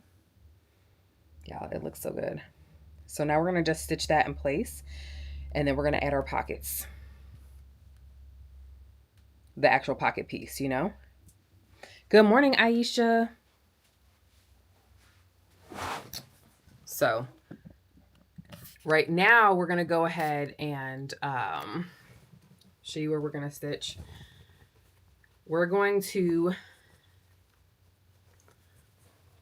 sew this piece together, that triangle piece, so that way the welt pocket is now secured.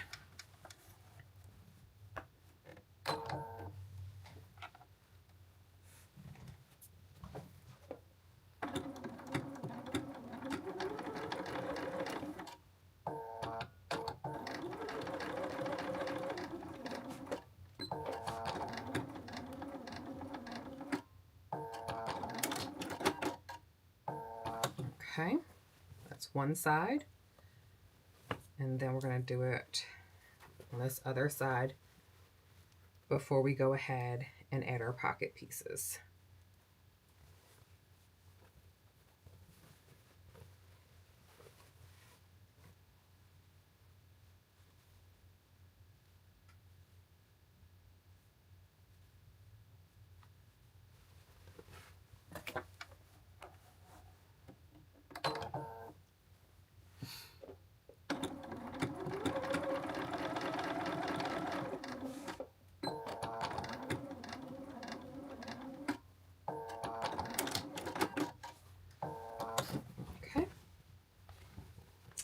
Looking so good.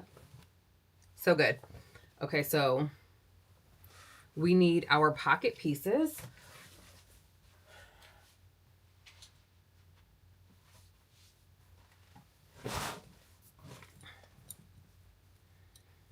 So let's line these up so that we can see which is which. Okay. So pink is top, blue is bottom. I feel like I lost a welt. Here we go.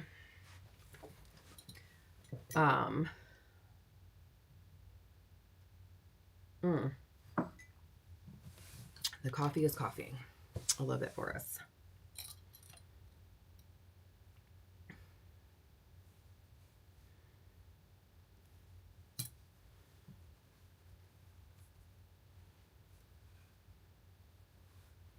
Okay.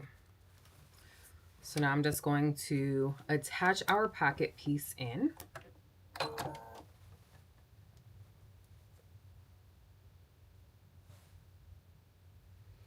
I'm just lining it up just to make sure that things are nice and in there. And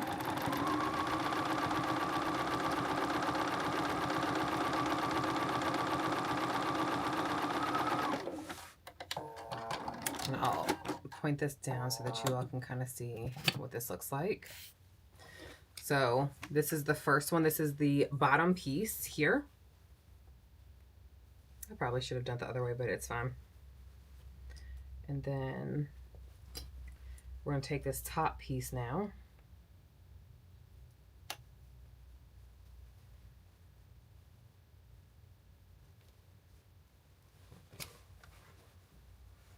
We're just going to add it out the way. Important to know, just make sure that all of your fabric has been moved out of the way, because you don't want to catch that. I mean, like, catching it in with your sewing machine is better than catching it in with your serger. Either way, you don't want to do either, though.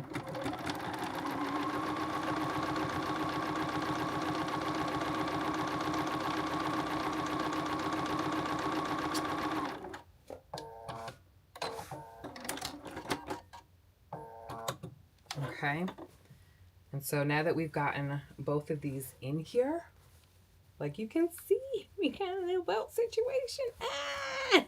We got a pocket. We got a pocket. Okay, so now we've just got to sew up our side seams together, as well as our bottom seam. Okay. Ooh. Note to self: put your thread away, Aaronica.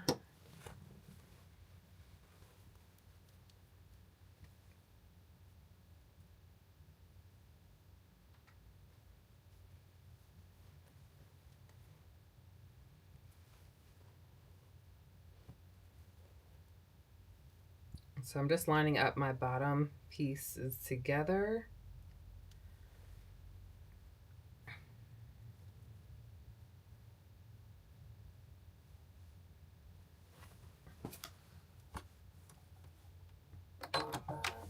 Now I'm not going to worry about finishing these edges because it's going to be sandwiched in between the lining piece and the main piece, so it's not going to get seen. It's not going to receive like any kind of,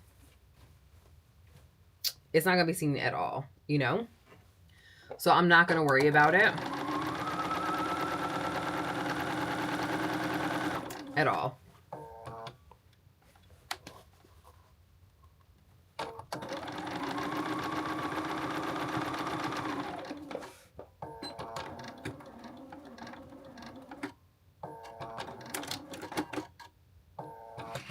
Let me just check to make sure that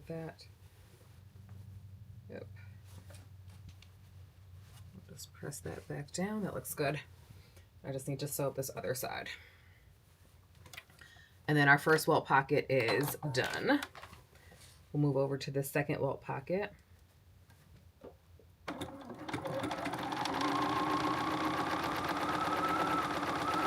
So the fun thing about this pattern is that there is a kid's version of it as well. So it can very much so be like a little matchy-matchy situation. You know what I mean? Which I love that for us, because if your kids are in school and they wear uniforms, sometimes they require jackets or blazers, and this is a pattern that can be used for the blazer. Okay, so my pockets are pocketing. Okay, so one pocket is completed. I am going to go ahead. I think I want to top stitch it, but I don't think I am. Thinking about it. Just thinking about it. I'm not going to do it. I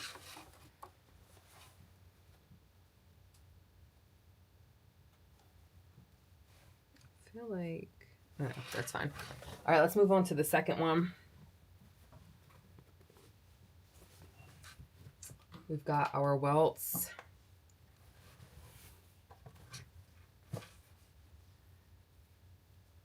And of course, this likely will not take as long because basically we're professionals at this now. Okay, we're like professional welt pocket installers. So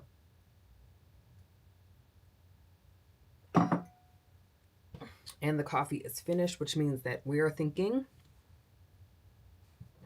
with like prime brains here.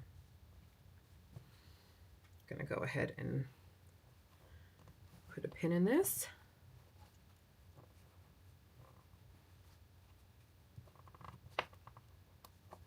And I do like how big the actual welt pieces are, because it makes it so that you don't feel like you're about to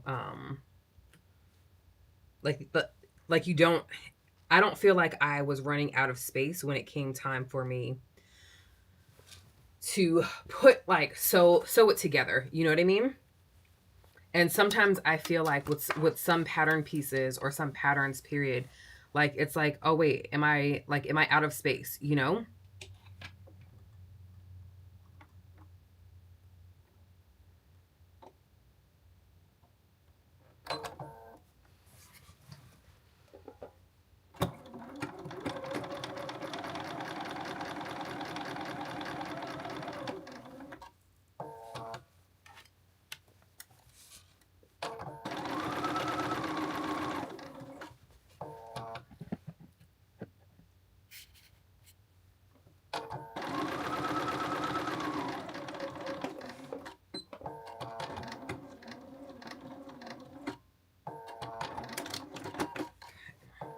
Let's do this other side.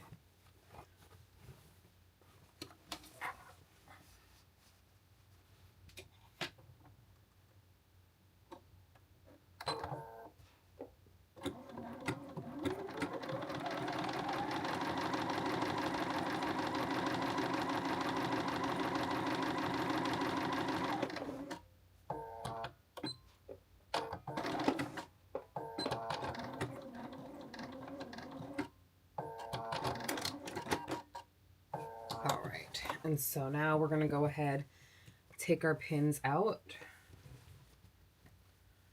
and then just like we did before, we're gonna go ahead and with it flipped inside out, I'm gonna cut down this basting line. Just move this out of the way first.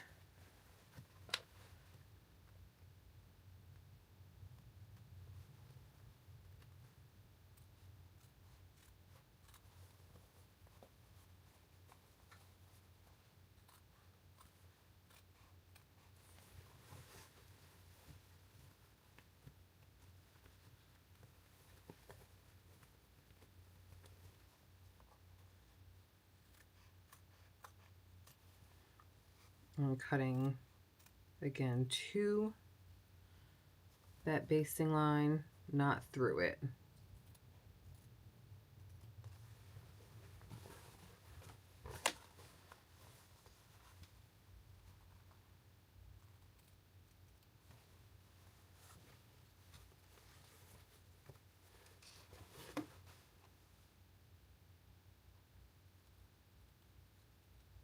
All right.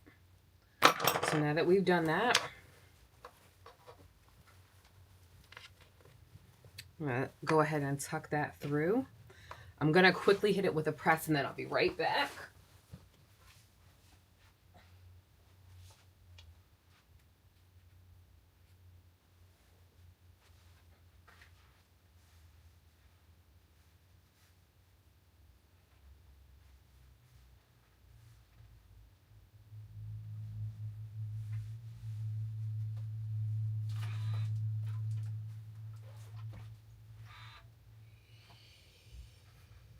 You know, now that I'm no longer afraid of these welt pockets, y'all, welt pockets might just be going into everything.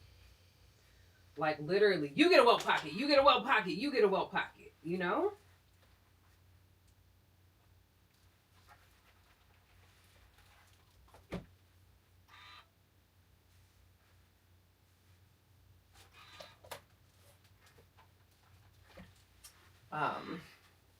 I don't know, that might be a thing. Everybody gets a welt pocket. Because your girl is welt pocketing through life pretty well, if I don't say so myself. Okay, so again, we're gonna stitch that triangle. area.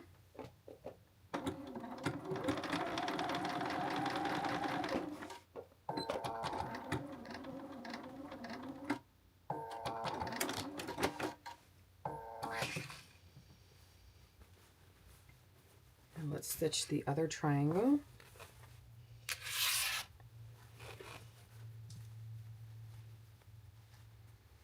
So I keep joking and saying, and I guess it's not really a joke because this is actually how I feel, right? Like I feel like I'm in my like high school art teacher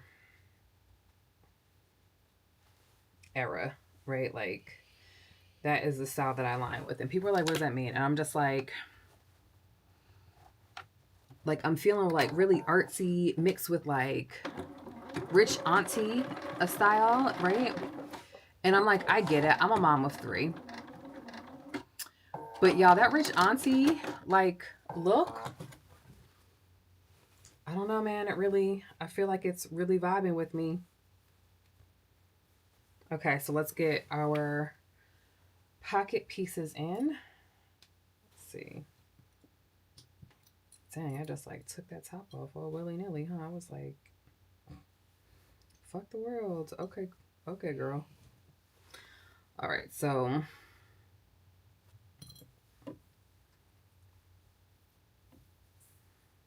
go ahead and put this in like this. I'm doing this pocket just a little different than I did my last pocket, just to see which one I like better. And to see if they lay differently or anything like that.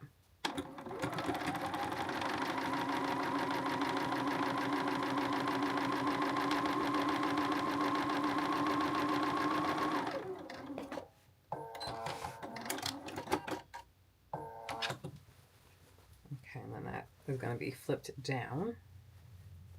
That kind of looks good. So I'm going to do the same thing on this side as well.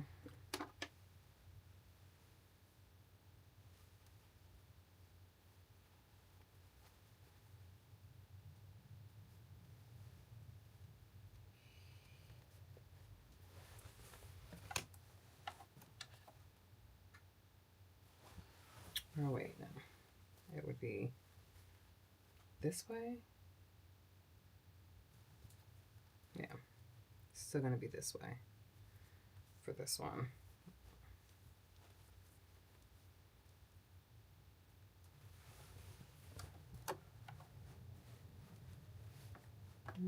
Okay.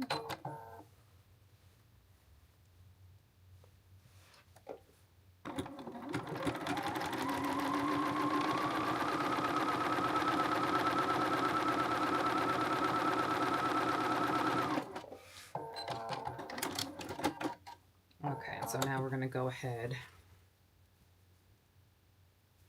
and attach them.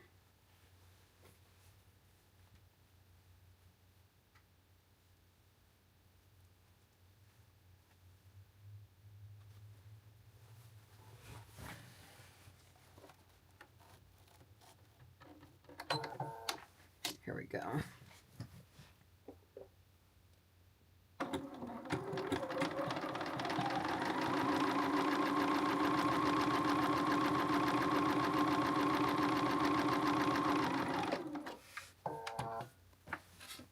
Now, I want to say that making welt pockets is not that hard. And I feel like I can say this now. Now that we have successfully put these 2 in, I did do another welt pocket on the Mitchell trousers. That's by Closet Core. That welt pocket also went in, dare I say, very well. But my first welt pocket that I ever did was actually how I met Julian and how we started talking for the very first time ever. But the directions just were not very good. And we were both doing this sewing challenge, and the challenge included us, you know, we had to essentially sew the pattern the way that it was designed, right? We had to follow the tutorial. Now, y'all know I don't really love a tutorial. So first of all, that was hard for me to do anyway. But then the tutorial was bad, and the pants that I had made were not salvageable. And it was the first time that I had really wanted to make something for my husband. And so I was a little bummed about it. And so here, I'm going to repress this into place, but we've got our Welt pocket. I love this for us. Okay, let's move on. But it was like my first time making something for my husband, and I was a little sad because I could not finish, I just could not finish it. So, you know, we are going to pause for a second in construction to go ahead and press out these sleeves because my sleeves are terrible looking. Like, well, the main sleeve is, you guys, the main sleeve is not main sleeving, okay? So I'm going to just, I've got, again, like I said, I'm labeling the back or the back part of the sleeve with these here clips. So I'm going to continue to do that now that I've kind of disconnected them from each other. My lining doesn't really require any kind of pressing, but this main fabric, oh my goodness. I had to like stretch it as I was cutting it so that I could get an accurate cut. That's how bad this was.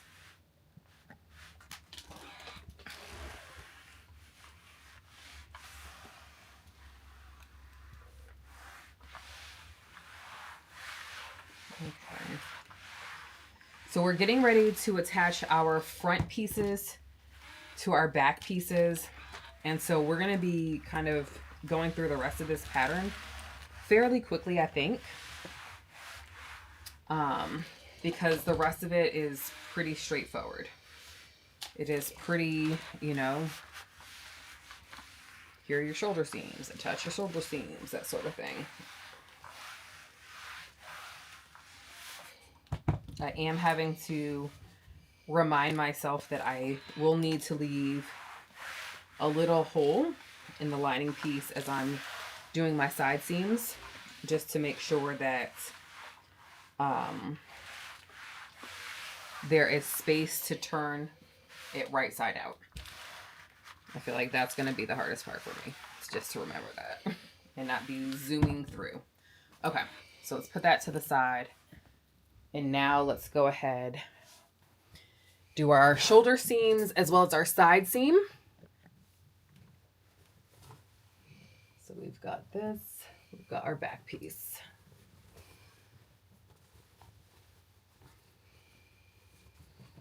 And of course, we're doing our right sides together.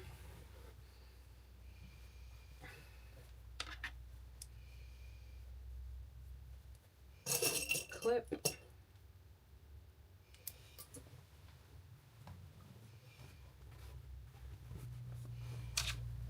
All right. And then because we're doing a lot of fabric, I'm going to go ahead and put this other piece here back on.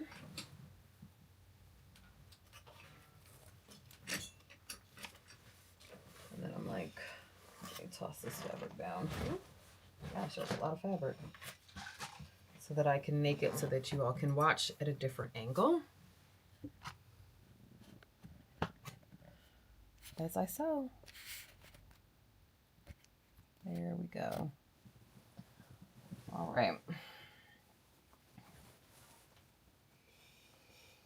So again, we're doing our shoulder seams right now. And then I am going to go ahead and do my side seam.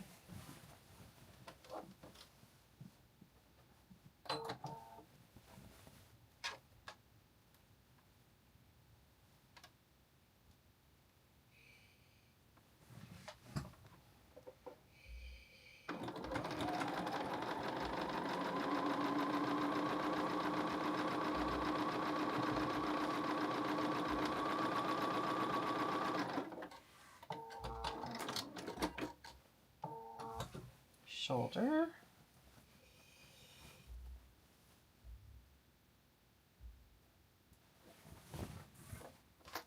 And again, I am being mindful of my 3/8 seam allowance. My 3/8 seam allowance is literally right here. So it's basically where my foot presser stops. So that's what I'm lining it up with.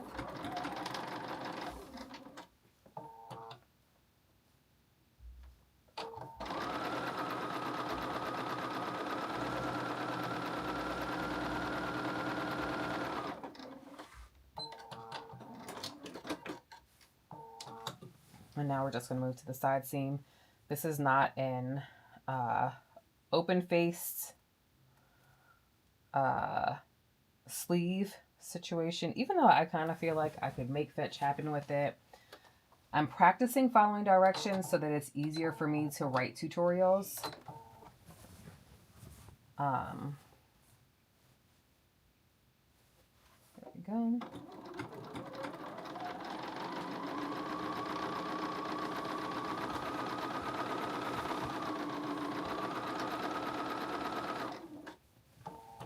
Now, I estimated my lengths as I was putting this together, so all of them may not match up. I'm going to trim them down so they are uniform after I'm done constructing.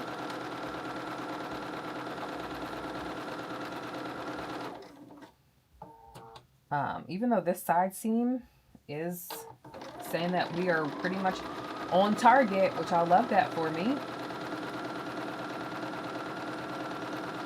But just in case it's not uniform between the lining and the main pieces.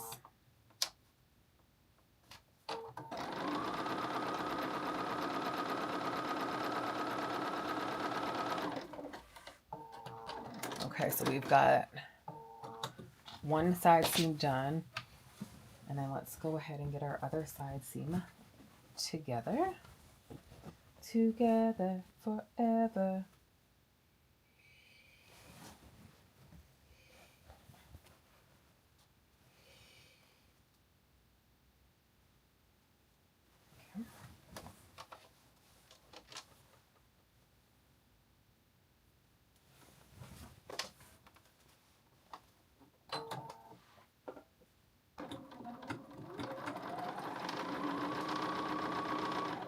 One of the things that I feel like was hard for me to learn was like maintaining seam allowance and like what it was. And it was funny because I didn't realize that I had that issue until I was like working with my daughter on sewing a dress.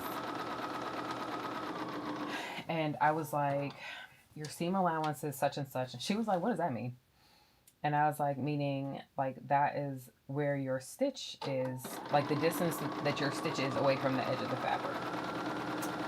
So she was like, well, how do I maintain that? And so like, because she was making a skirt, I ended up just kind of drawing the seam allowance in with a pen so that she could follow it with her machine.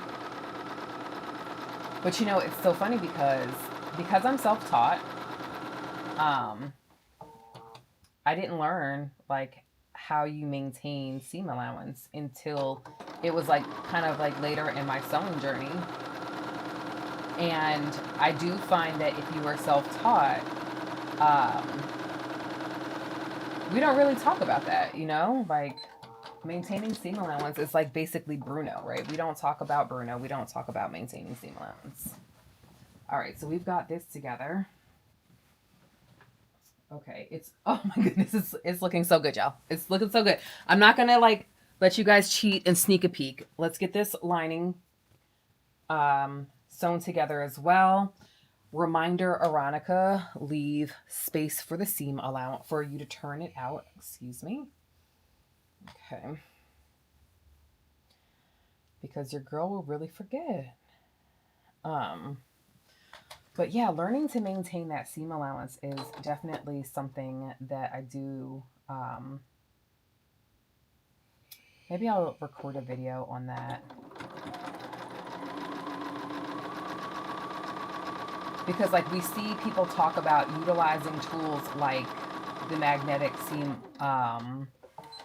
marker, but it's like, I don't know. Unless someone puts it together for you, you may not understand the impact of using it, right? Or how, if you don't maintain your seam allowance, how, you know, doing something like a blazer, your lapel may not fit, your collar may not fit, and then you're left wondering why, or like houseway. Same thing like with your, if you're making like a collared shirt and like it's not fitting the way that it's supposed to be fitting, and you're like, well, what happened here? You know?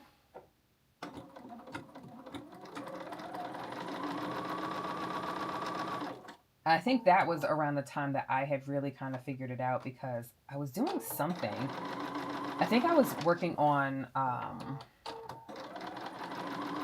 a woven pattern, and something wasn't fitting, and I was just like, damn, why isn't this fitting? And it wasn't fitting because I didn't maintain my seam allowance. And it's not even that I didn't maintain my seam allowance, but I didn't check to see what the seam allowance was. And so I was just kind of like completely off. And then I was like, oh, okay, that's why.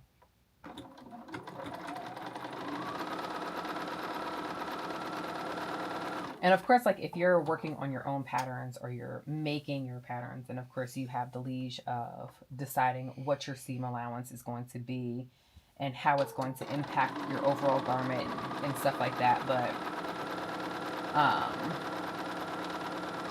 you know, if you're following a pattern and you're trying to figure out why it's not fitting, why, you know, some of these other things are, it's normally because that seam allowance was not maintained.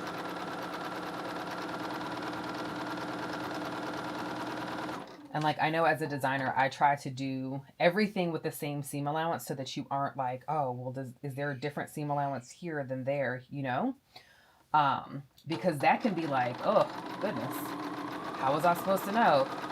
Why isn't it the same seam allowance everywhere? But yeah, that seam allowance, baby, that thing can be tricky.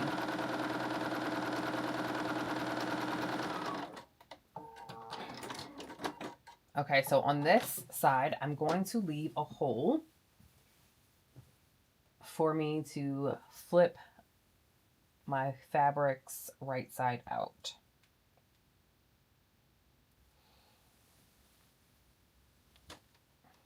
And I'm saying it aloud to remind myself to do it.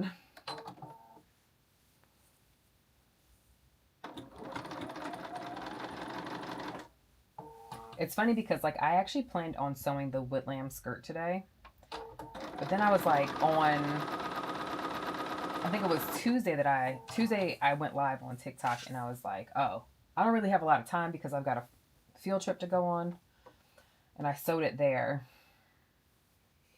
All right, so we're gonna leave a hole right here. Shout out to me for remembering.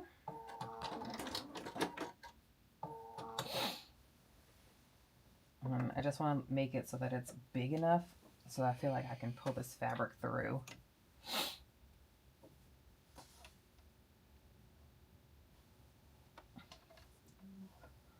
I feel like that'll work, right?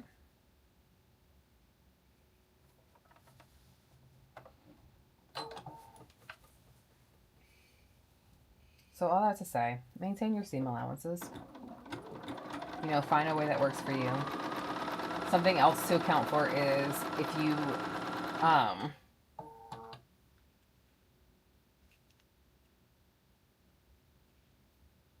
something else to account for, obviously, is if you are,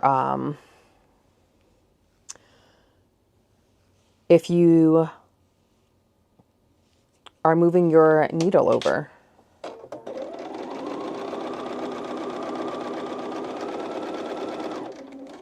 So I'm embarrassed to say this, but I'm going to say it anyway because we're all friends here. I've had my mic on this entire time, but my mic was not turned on. Y'all, what is life? I'm about to turn my coffee pot, my water back on so that we can have a second cup of coffee, because like this literally cannot be life. What was I thinking? All right, so now it's time for us to go ahead and put in and to do our sleeves. So I'm going to go ahead and grab our sleeve pieces as I turn on the water for more coffee, because clearly your girl needs it.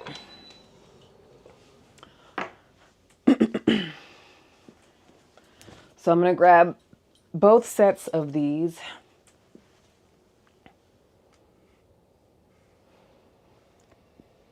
And we are going to be doing a little bit of a gathering stitch in order to ease our sleeve in. But it's not going to be like a full gathering stitch, if that makes sense. So now if you're ever using fabric where there's no true right from wrong side, just make sure that you're conscious about where, like how you're mirror imaging things. Because if you are not, then you can run the risk of actually not mirror imaging it. And again, this is also one of those places where, of course, maintaining your seam allowance comes in, because if you do not, then your arm C will not fit your sleeve.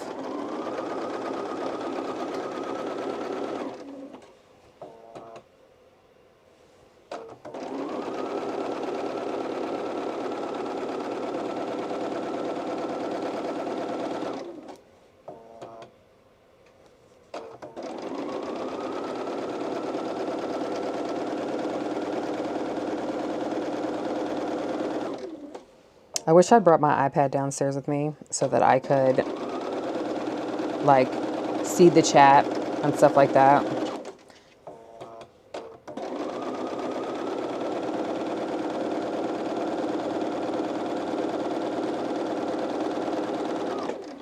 All right. Now the lining piece will be a lot easier because there is a true right from wrong side there. But like, I just want to make sure that this is how I folded it this way. This is how I'm folding it now.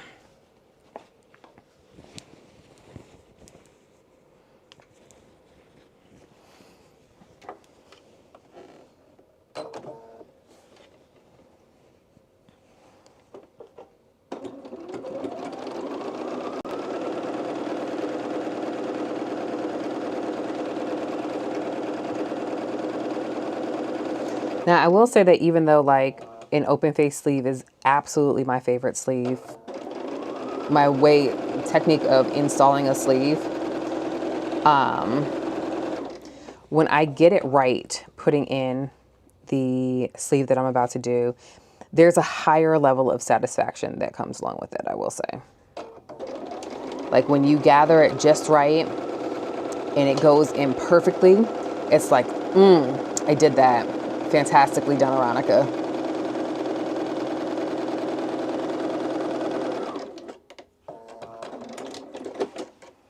Okay, so we've got that sleeve done. Now let's do our lining sleeves, which is of course way easier.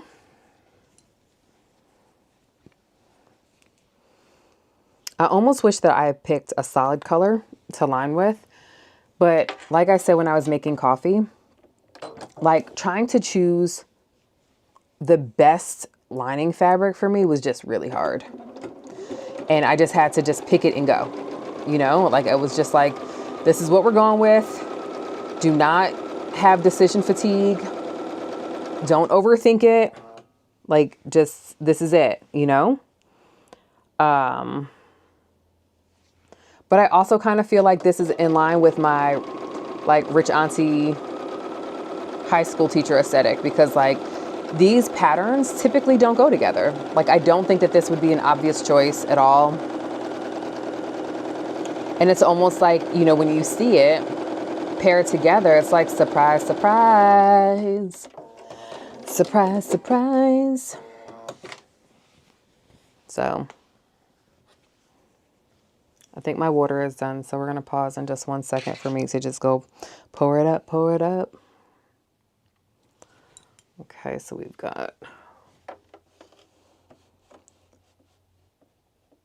and so to ease this sleeve in, we are not going to do 2 rows of a gathering stitch. We're just going to do 1 row because we're not giving the sleeve gathers. We're just gathering it enough, what I like to call a mechanical gather. We're just literally gathering it enough just to fit in and just to ease that into the arm seam, right? It's just enough, right? It's not like a, oh look, she's been gathered. It's just like, oh, that fit perfectly.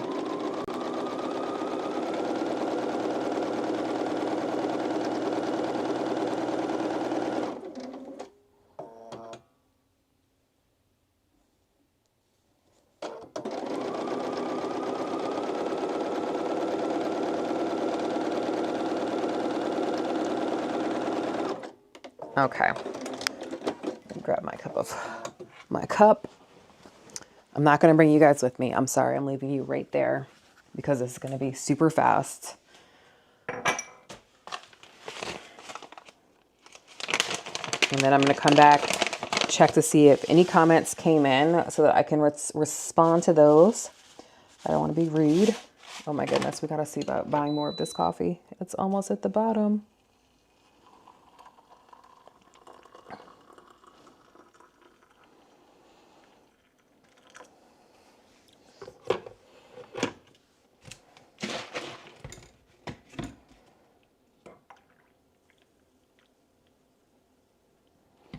Right.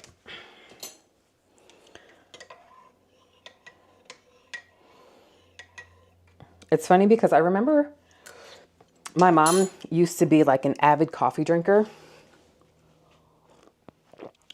Like she could not function without coffee. And I was like, I remember being a kid and being like, that's never going to be me. Now look at me. Now look at me. So once we go ahead and put this, put these sleeves in, we're going to get our, okay, not missing any comments.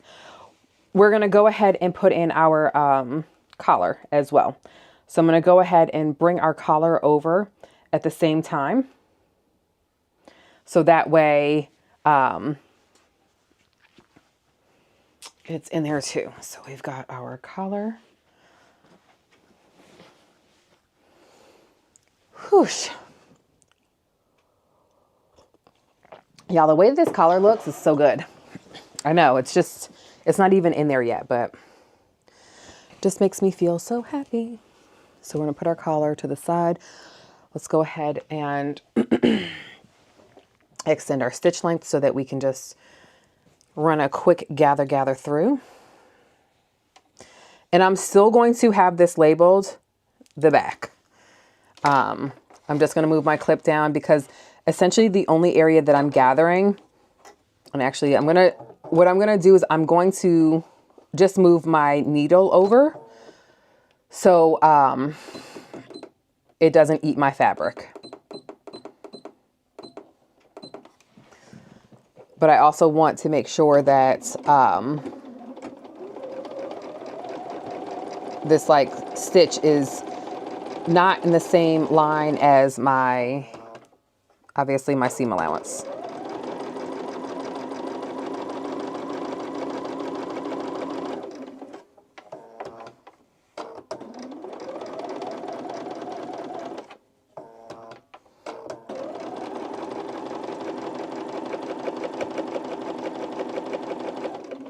And I'm not going to use my automatic thread cutter because I do want some hang time from it, just in case I need to loosen. So I'm going to move this down again.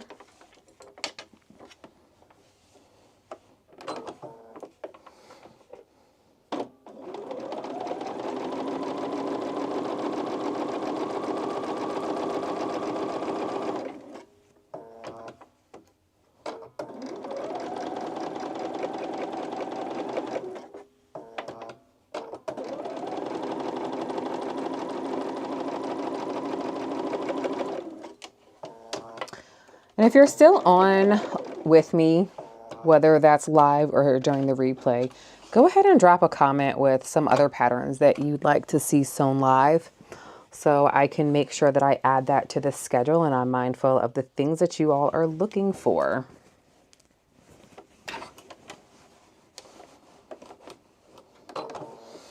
Or if there's something that you'd like to hear Julian and I talk about during our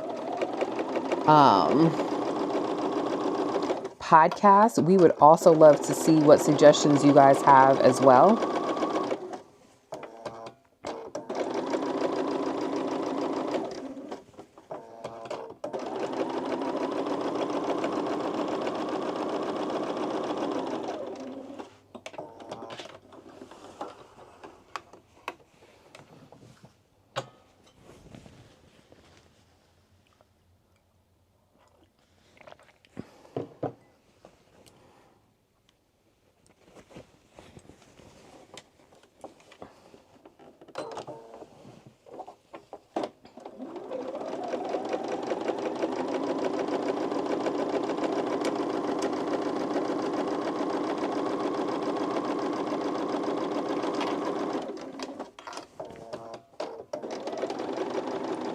It's so funny because that silk gathered so easily.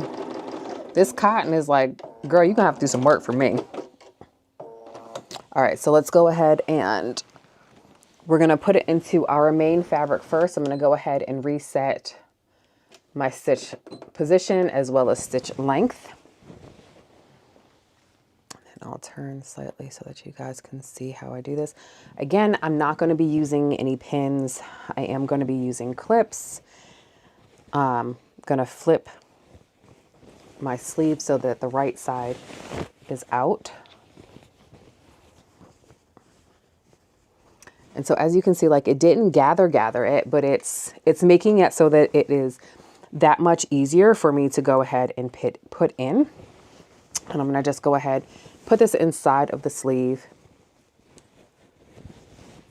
Now that I already have the back lined up, I'm going to make sure that my seams are lined up perfectly as well. For me, successful, you know, for me, it's a successful thing if my seams line up. And so right now what I'm doing is just kind of going through to see how much I need to kind of gather this sleeve in order for it to fit properly. If I need a little bit more than this mechanical stretch, or if the mechanical stretch is good enough, or the mechanical gather is good enough. And the mechanical gather is actually good enough. So I'm going to go ahead, remove this. I'm going to pop this baby in.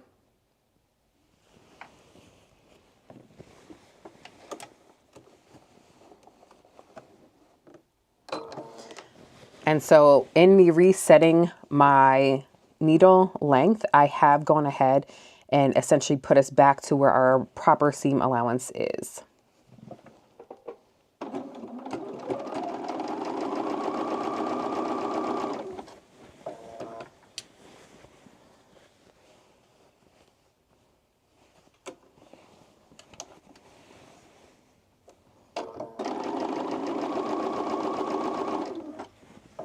Actually, like, let me move my other sleeves over.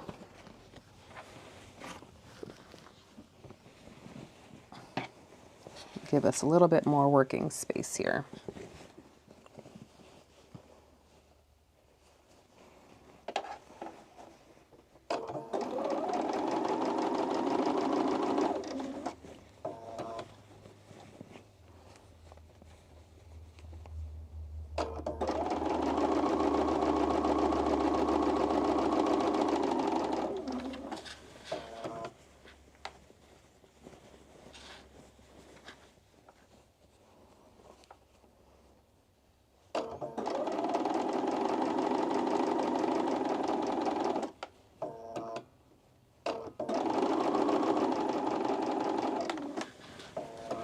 So now if you have put your sleeve in, or you're easing your sleeve in and you feel like you need more, like less space or more gather, you can always just do some slight finger gathering is what I call it.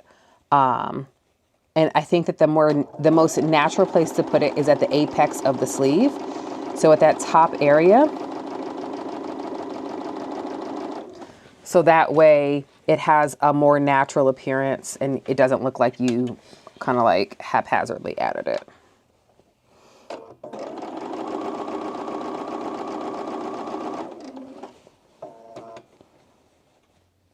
And so I actually feel like I need less of a gather, to be completely honest. So I'm going to actually go ahead and take this out a little bit.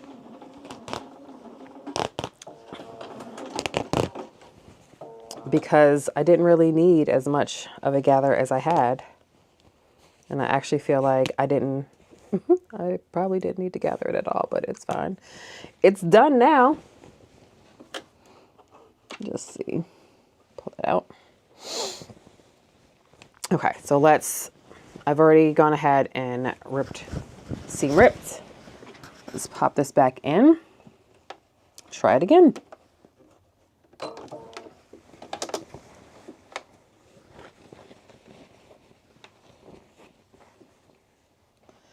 And so again, the reason why I seam ripped mine is because I actually did not need it gathered as much as it was. And so this is good for me to note, because as I'm doing my other sleeves, because I've got 3 other sleeves to do, you know, I can make sure that I'm mindful of that.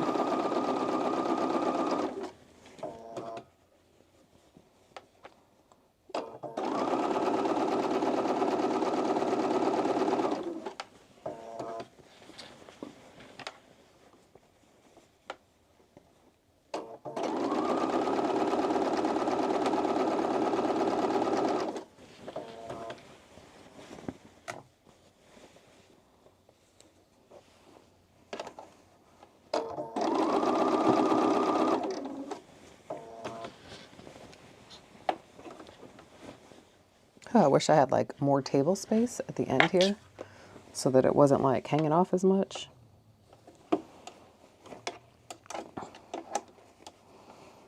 And like in an ideal world, I would not be sewing at home anymore. I really wanted to get like a little, you know, like a little tiny home to turn into like an office for me, or like a container that we could just kind of stick in the backyard, real simple, like, you know.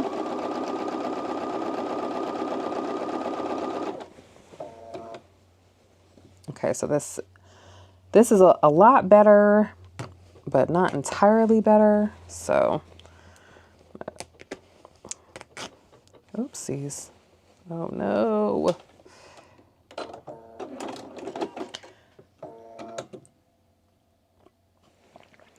Okay, so let me actually take a look at what is happening here.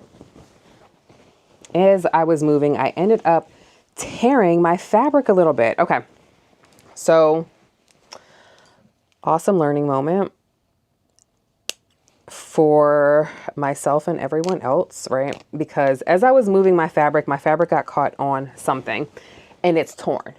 Now what I'm going to do is I'm just going to mend the fabric very, very quickly. I'm going to do that with a zigzag stitch, a small zigzag stitch, to kind of just put it back together. If you're like, what are you talking about?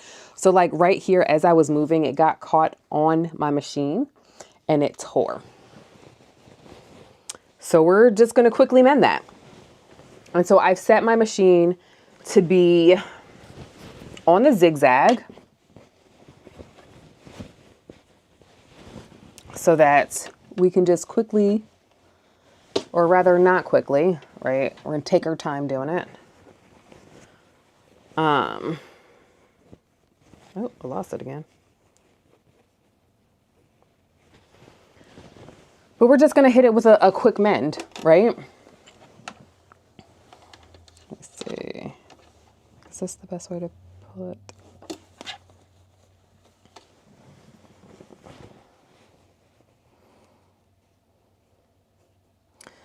I'm definitely sitting here like, I can't believe I did that. But hey, things happen, whatever. So let's see, I think I'm gonna make my stitch a little bit wider because I wanna make sure that I catch all the fabric.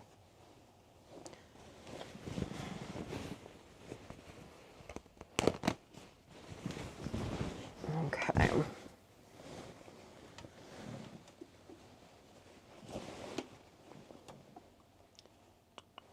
Now, one of the other things that I could do, if I had black interfacing, I would do this. I do not have black interfacing though. But one of the other things that I could do is, of course, put a piece of interfacing underneath it. But again, I don't have any black interfacing. I could probably just grab some more fabric, but I'm just going to do it this way. And so what I'm doing is I'm letting the center of my foot line up with where the tear is. So that way I can kind of just make sure that we're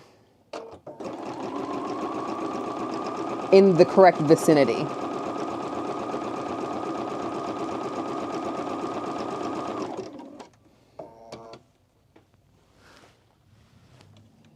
Okay, so my stitch was not wide enough, so we're gonna go back and do it again. It wasn't wide enough for this area. It was wide enough for the other area, so we're just gonna make it a little bit wider just to make sure that we catch everything.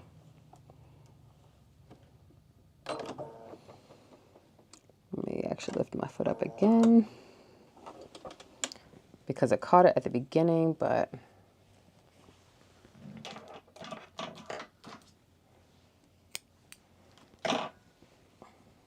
we're gonna just go back over that again. And then we're gonna pick up right where we left off.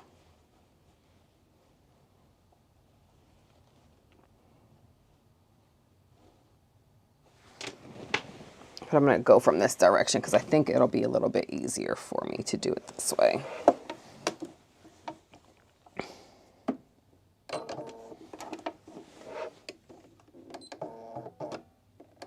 Okay. And so there's just that slight little tear, and this way I can be more mindful about being able to see where we're doing this.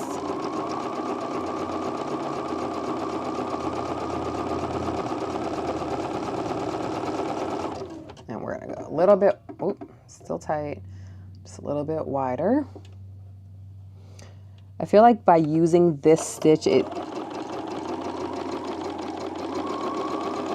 almost looks like it could be part of the design. Yes, there we go.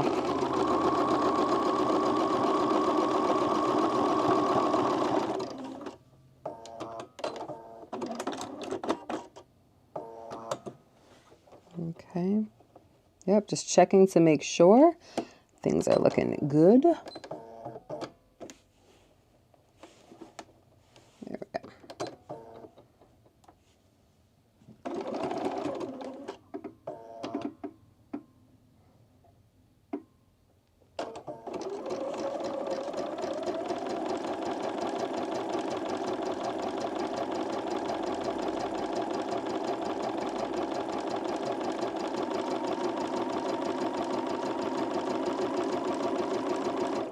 And it's underneath the sleeve, so you can't really even see it.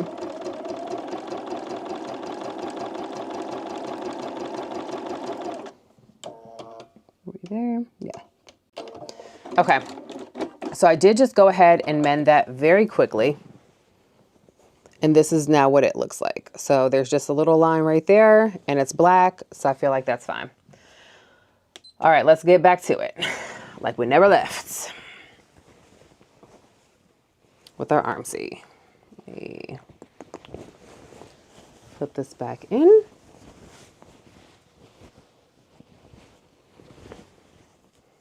Okay. And now let us finish putting this sleeve in.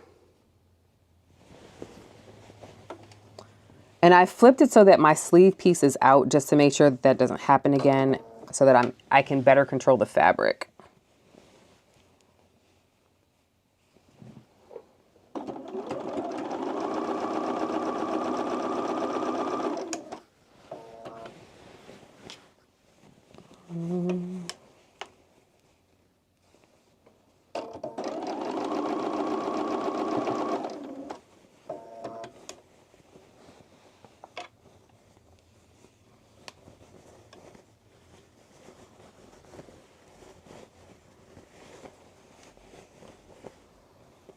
Okay, here we go.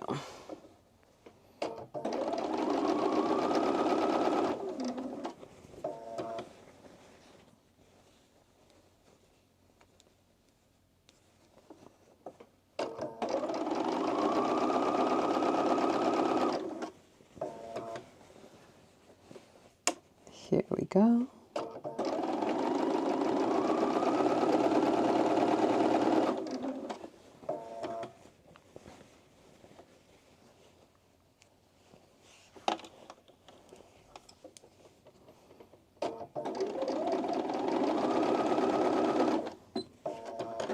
Oh man, not me ending the stitch accidentally.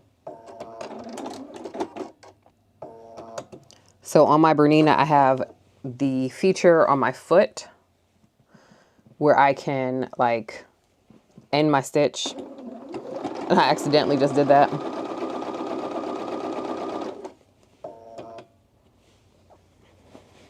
All right, and our sleeve is just about in.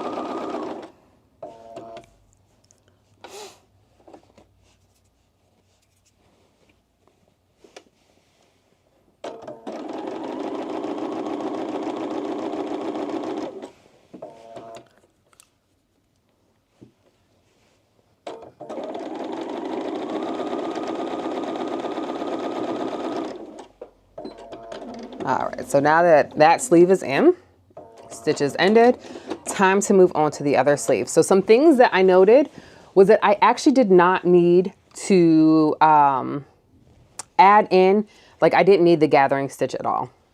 Like that was not helpful for me in that zipper, in that install. This is where we had our little boo-boo, our little accident is right here. I'm like, it was unfortunate, but things happen and we were able to make that repair. So let's go ahead and get this other one in. I'm going to make sure that this is actually stretched out because I don't want any issues, man. I don't want that smoke anymore, you know? So let's go ahead.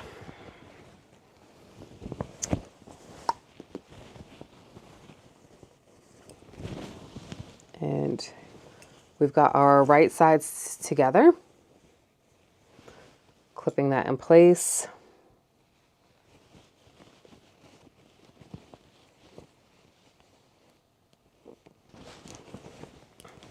Okay.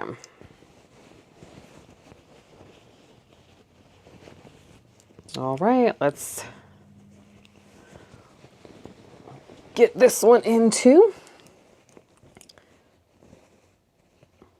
I'm like, of course, like as we get to the end is when I face any problems.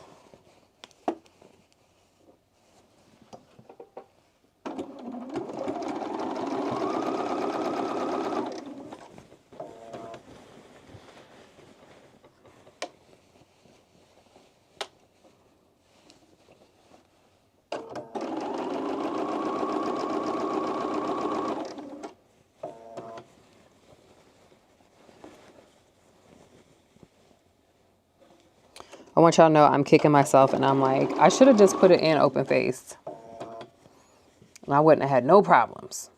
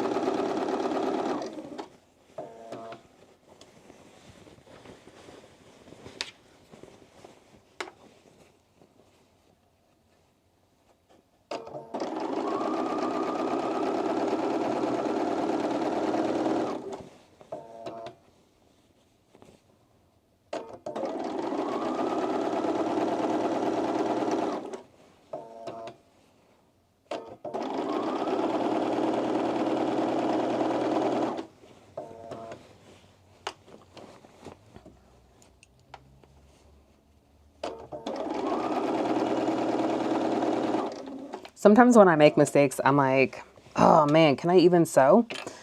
But obviously mistakes are part of the plan, right?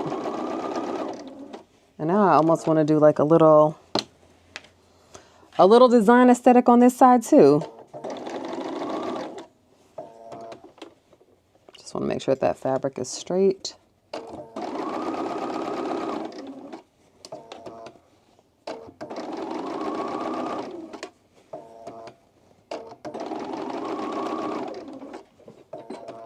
All right, so at least this shoulder went in easy.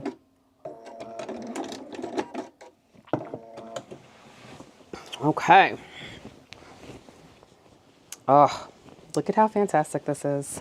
I mean, obviously you guys can't see, but trust me, it looks amazing. Let's go ahead and get these other sleeves in.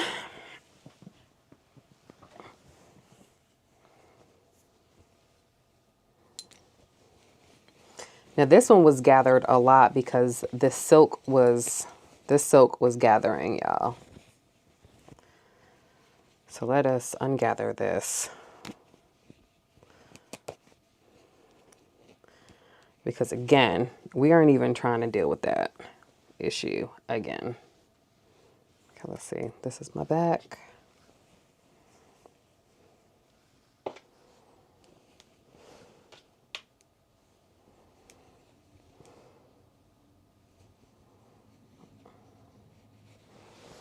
Right. So I did pop out those basting stitches because we don't want any problems.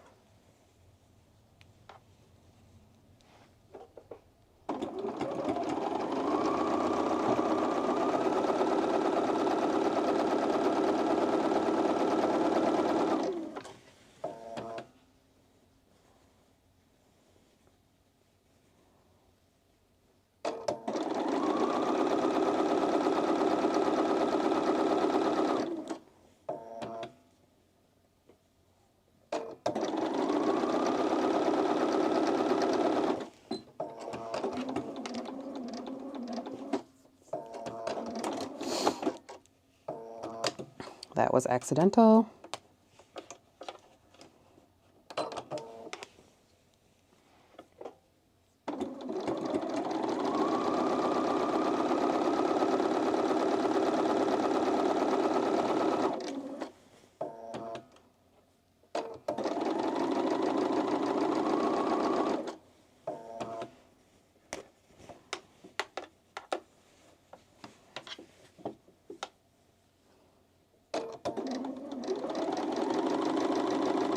I do think I'm gonna have to take this out because I don't know how I decided to do my sleeve, but like I feel like it's I just made it harder than it had to be. So just give me 1 second to flip my fabric.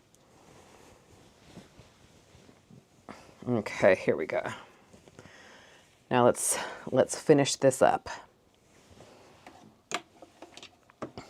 I was like, there's no way I'm gonna be able to make it around in this circle.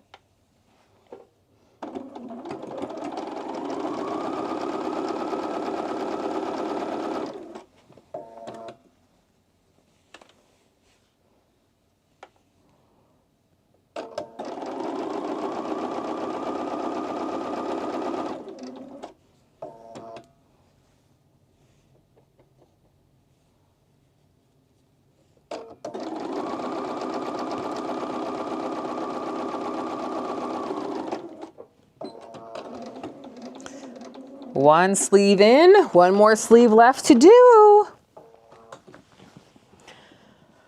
Whoa, I never thought I would be so tired of sleeves as I am right now. Like that was never something that I was ever concerned about previously. There we go. Okay. I'm like, now let's make sure that we put this in a way that is actually easy for me to go around in a circle as opposed to whatever I had done before.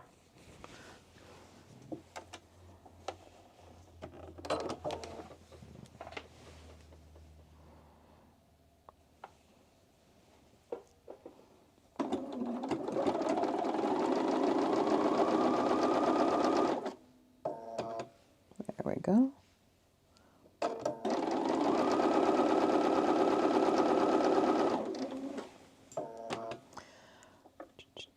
I will say I think that it's easier to ease the sleeve in on this silk than it was that cotton. And I always feel like I shy away from using silks and satins because I'm like, oh man, those are such a pain to work with. But nope, today it was the cotton. Today it was the cotton that was not fun to work with.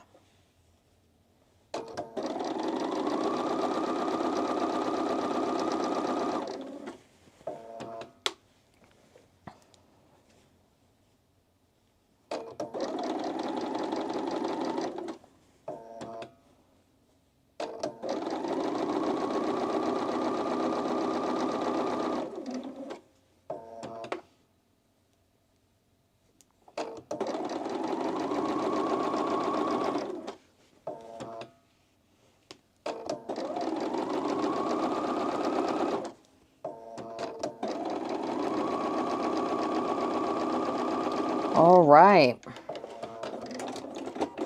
That's done. Wonderful. Let's get our collar installed. So we're going to find the center part of our collar.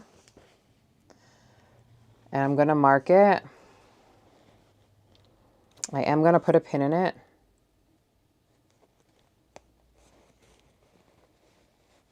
Oh.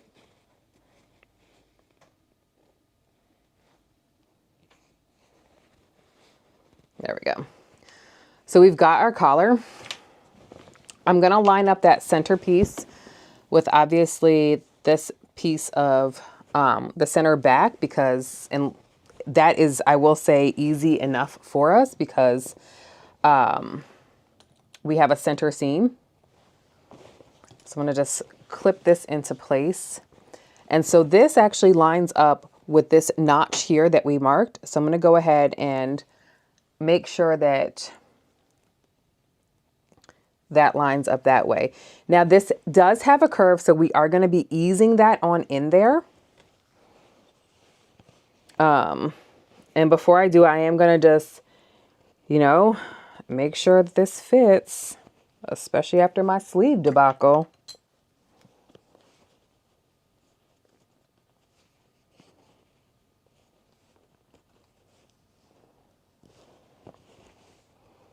And so now I'm just, of course, I'm just trying to, just going to clip it into place. Oh, feels like something got in my eye.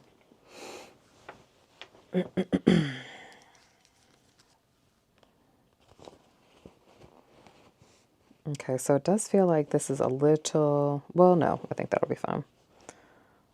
Let's go ahead. Yeah, I think that's fine. So that's how that's looking on that side. So now I'm going to obviously clip it into place on this other side as well. I feel like I definitely did not do this amount of work, you know, for my first blazer that I did. And I didn't necessarily not like how that blazer turned out, but I do feel like it possibly could have turned out better if I had been more detail oriented. Okay, so now this is showing up a little bit shorter. So what I'm going to do is around this neck part, I'm going to increase my seam allowance about just a little bit in each of these areas. So that way that band, that neck piece, I mean, my collar piece fits in a little bit better. So I think I'm just going to increase it in the center. And so what I'm going to do is I'm starting about 5 inches down, and I'm going to gradually take it in. And the reason why I'm going to do it this way is because I do want my collar to lay nicely. And I think that just by making this small adjustment, it will.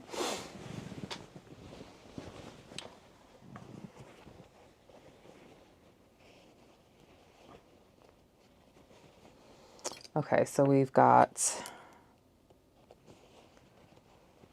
and honestly, I felt like on one side it fit pretty okay.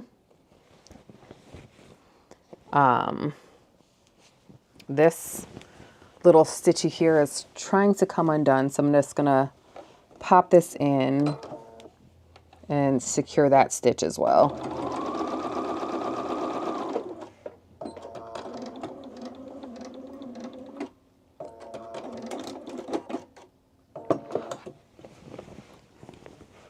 Just so I don't have to worry about it coming undone.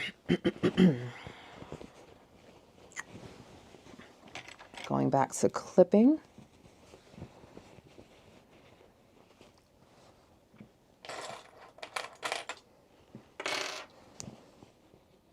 Yeah, I was over here pinning something and I kept like hurting myself in essence. And I was like, this is like not the move. So this side feels a lot better. But it was this side that I was more concerned about. Like,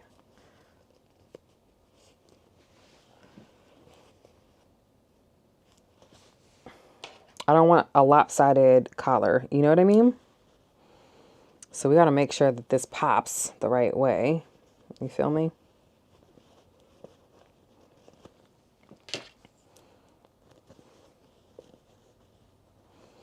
So anyway, this brand that I was telling you guys about before, so they have these clips that you can sew over. Now, I don't sew over. I'm not the person who sews over their pins. Like if I'm using pins, I'm pulling them out. Why? Because I'm not trying to get caught up in the eye. You know what I'm saying? Like your girl just does not want to be caught in the eye at all. Okay, so let's see. Put this here. Okay. Yeah, I just don't want to be caught in the eye with a rogue, you know, like with just a rogue anything, to be completely honest. Right? Like that's just not the goals that I had for my life at all. So I don't sew over pins.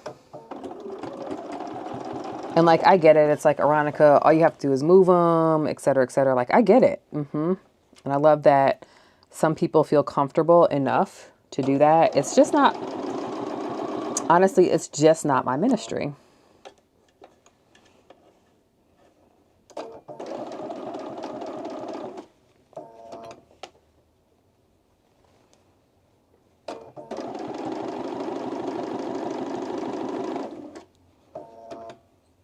And I love it for the people who do it.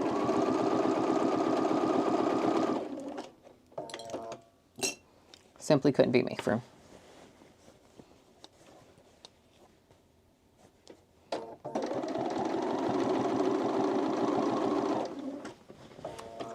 Also, the amount of times that I've already, damn it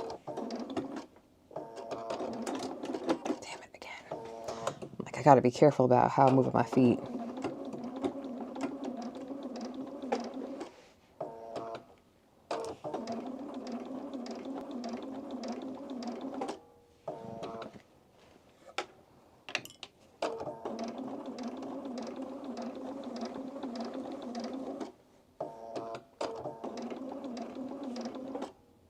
Oh my goodness. I must have done something with my machine, with my foot to make it. So now it felt like it was supposed to go super slow. I don't like that.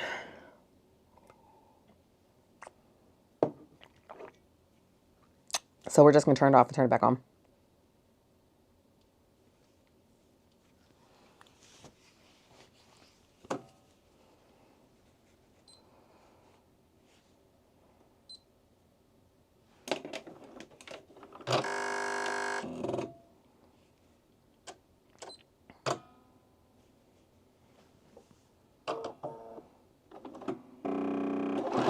There we go. We're back in business now.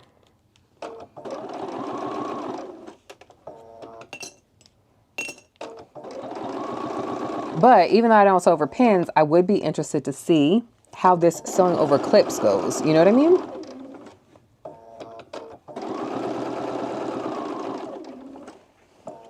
But then, of course, it made me wonder. I was like, oh, wait, could this be something that I could have already been doing? But it's not, because they have specially designed these like clips. And they're super cool looking.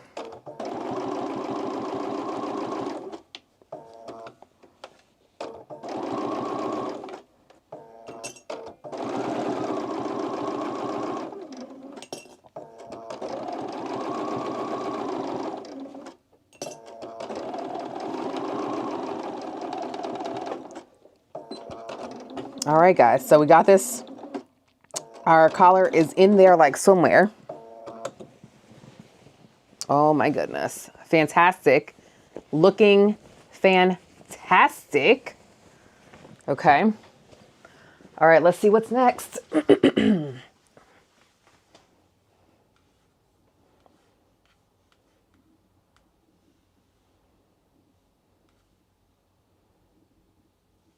Oh, Jacqueline, you like that camera? Okay, so I'm coming back over. and responding to, of course, some comments. Oh my goodness. I'm like, y'all can see like my stuff all over the floor. I'm sorry. My office is just looking a little raggedy. So let me answer some of these questions. Is the coffee caffeine free? It is not, Jacqueline. We're on full caffeine here. Good morning, Tamara. Jermise, I don't know how you missed me. We're using Petite Stitchery's Kirby Blazer. I'm using the DJI Pocket 3. I'll make sure that I drop it into the a link into my caption.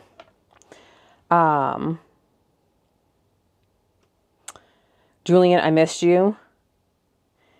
Nada. Good morning, Evelyn. Okay. So now we're supposed to be, we added the collar. Now it's time for us to add the lining. Okay. So listen. This here is what is going to take me out. So it's saying to stuff the lining in. I got that. Sew around. Now it's attached at the bodice. Okay. So we're going to navigate this together. Okay. So we've got, everything is inside out. Everything is inside out. All right. So we got it inside out. Now we're going to pick up, okay, inside out. This is like a very big trust the process. Okay, we're also going to put this inside out. I probably should have tried this on first. See, what's this line hitting on? Feels a little snug, but whatever. Okay, so got this. Okay, so now it's saying to fold like 2 or 3 inches back here, to shove it inside. So obviously that the right sides are together, right? Right sides are together, like so. And then we're going to sew around in a circle, connecting them. Not to be confused with throwing it in the circle, which also could possibly help us here.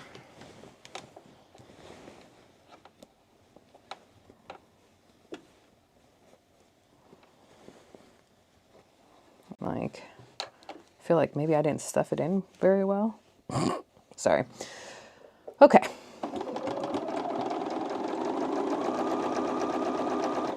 Trust the process. The process.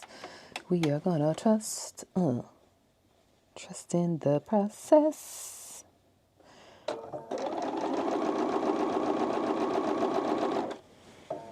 I do feel like the sleeves are a little tight on my arms, but whatever. We'll deal with adjustments at a later date and time if we need them, because, you know, your girl's over here working out, getting fit. So who knows? But I do know that we will be rocking blazers for a long period of time. Okay. Uh-oh. Some fabric. I just noticed that a little bit of fabric got kind of caught up underneath here. So I'm going to just pull that out. And then we'll go back to kind of like where it got caught in.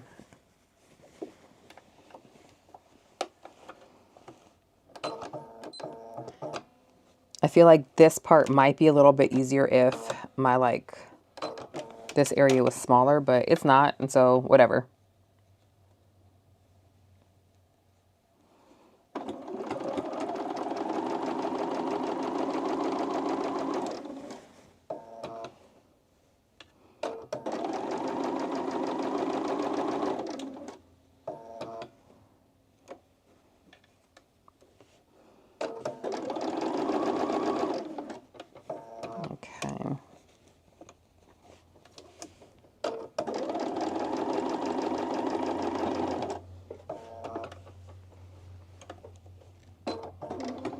All right, so we did it that way.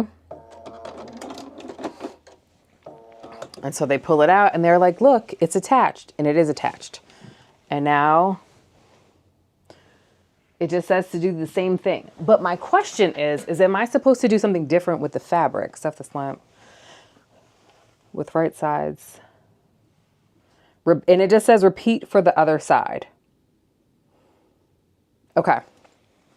Again, we're trusting the process, and I do have a seam ripper handy if I need it. So again, we've got our wrong side here. Okay.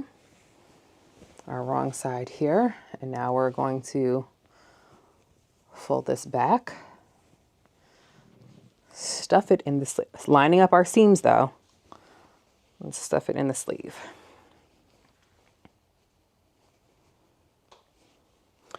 And then we're going to throw it in a circle again.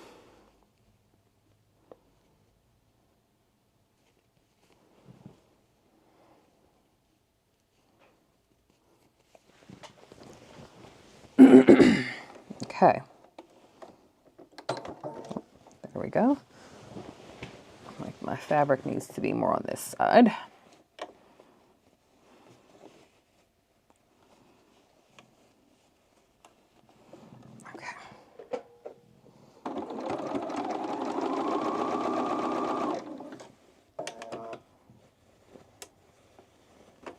I tell you what though, this silk is unraveling.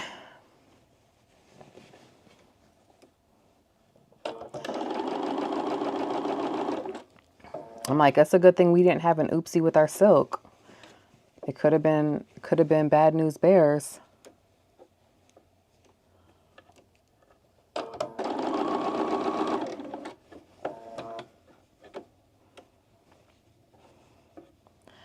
So I've been wanting to make this blazer for like 2 weeks because my friend Sylvia, she made it. And I was like, oh, and I downloaded the pattern because I've had it since they made it, because I used to test patterns for Petite Stitchery as well. And so I've had it since it came out. I just haven't made it, but Sylvia was over here and she made that shit look really good. And I was like, oh snap, I want to as well. Especially because I've already done, like I said, I did the Friday patterns, Heather blazer. And it was cool. I just felt like it was, like I wanted the oversized look, don't get me wrong, but I just felt like it was too oversized, right? Like I feel sloppy when I wear it. And that's not exactly the look that I was going for. And so I was like, okay, cool. I'm going to try this Kirby blazer because Sylvia made it and she made that shit look super cute. And I was like, girl, me too. I want it as well. Okay. So it's attached. And now they said,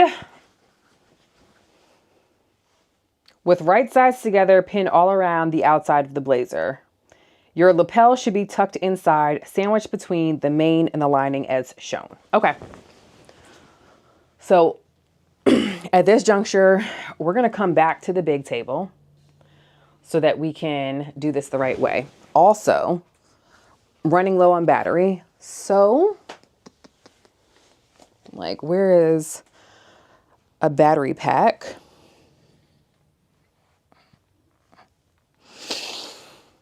I don't know. Okay, so you guys are going to get plugged in for a little bit of time. Okay, plug you guys in. You guys will just join me from across the room. Who's calling me? Decline. No shade, Dad. Just busy. Okay, so plug you guys in. There we go. Like, did it register that it's now plugged in? Yes. Okay, so we've got 25% battery left. Let's direct you guys over here. So now what we're going to do is we need to just make sure that the right sides are together. And I feel like this is the part that throws me, right? Because how are we doing this? Like how?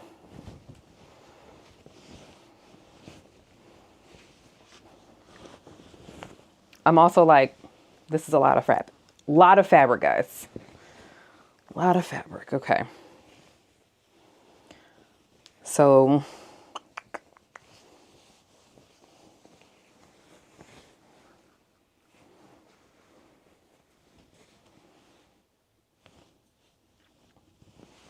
I'm just like, here is our right side. And look, we've got a sleeve. The sleeve is sleeving, just like how it's supposed to be. This sleeve too. Let's find the other sleeve.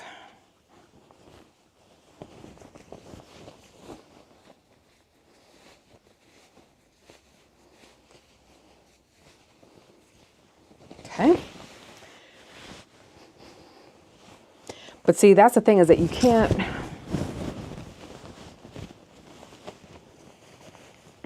okay.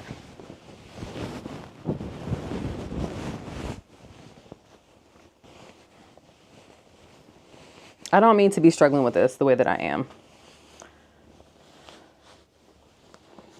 Like in theory, I feel like this is like so super easy, but in reality, it just is not. I'm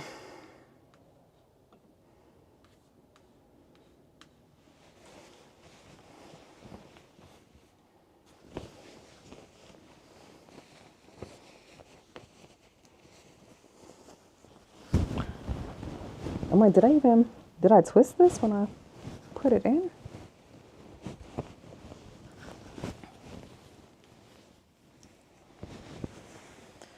Okay, this is the right side up. Okay, so cool. I think that my sleeve got twisted when I put it in. Yeah, it did. So that's problem number one. So we're gonna seam rip that first because my sleeve did get twisted. So let's do that first because that is definitely causing some issues.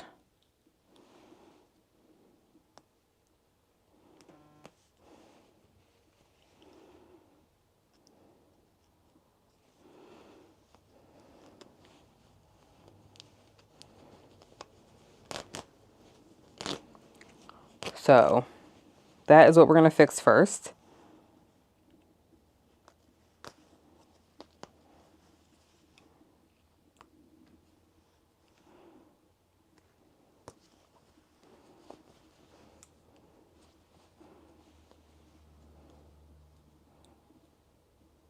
I can't find my favorite seam ripper right now, and I almost stabbed myself.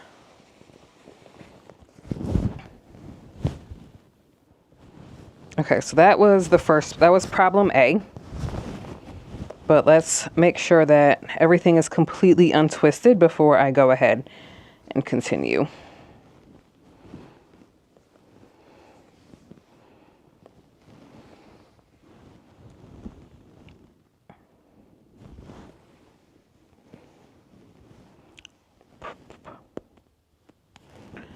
I almost feel like I want to do my sleeves last.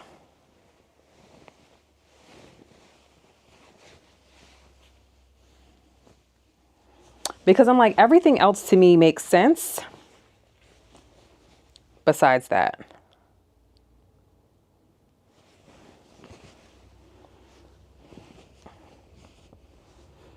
And then I can just press in the sleeves and top stitch them. I think that's just what we're going to do. Because trying to wrap my mind around how this is supposed to go, I think we can do it with one sleeve in. It's really like killing me softly. I'm literally like, do I know how to sew? That is how I feel right now. So I'm going to slide this through like this.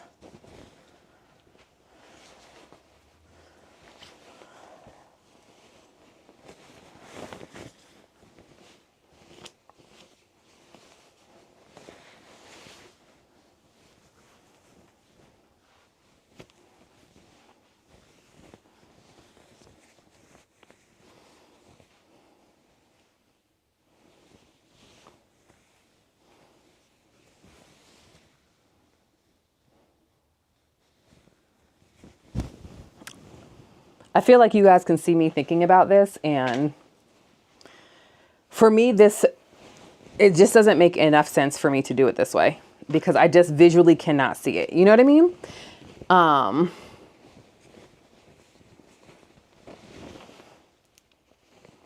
Visually, I just simply cannot see it.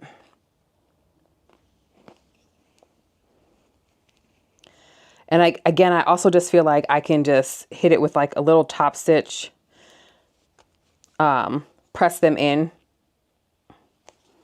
and then just top stitch it that way, you know?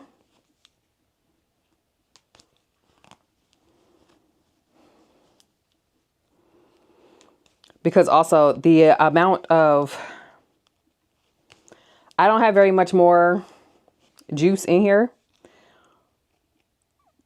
for this. What time is it? It's 11:34. Yeah, even my watch battery is like, girl, it's time. I'm like, I got a good 30 minutes left in me to complete this pattern.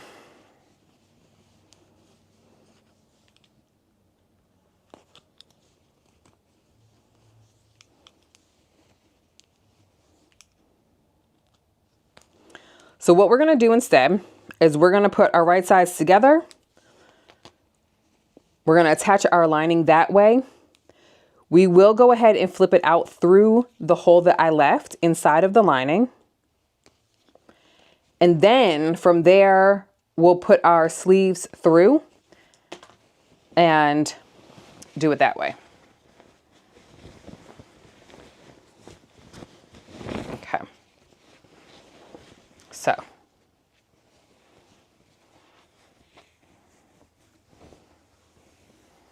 All right, so we've got our right sides together. I'm gonna just go ahead and clip together some of these, some of the like more important parts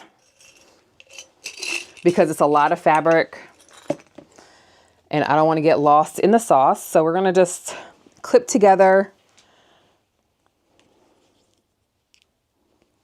this area here.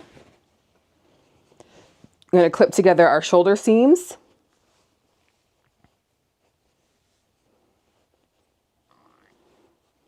Why do cats act like they're starving at all times?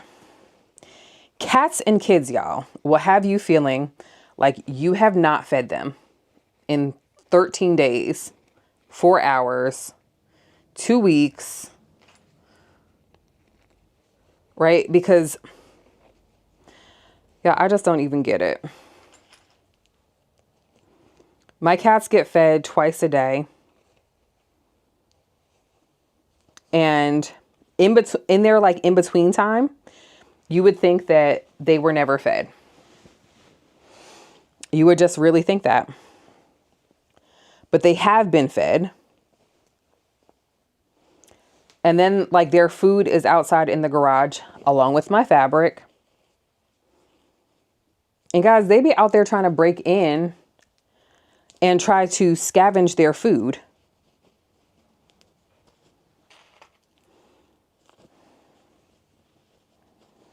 Okay, so I just I just clipped this together on the inside. So I'm going to just be sewing around the perimeter of the entire garment. So I'm going to like have you guys face me because you're plugged in. And it looks like even though it's not charging entirely, you know, it's not too bad. So we're just going to go ahead and do this. Again, I've got like a good 30 minutes before your girl checks out.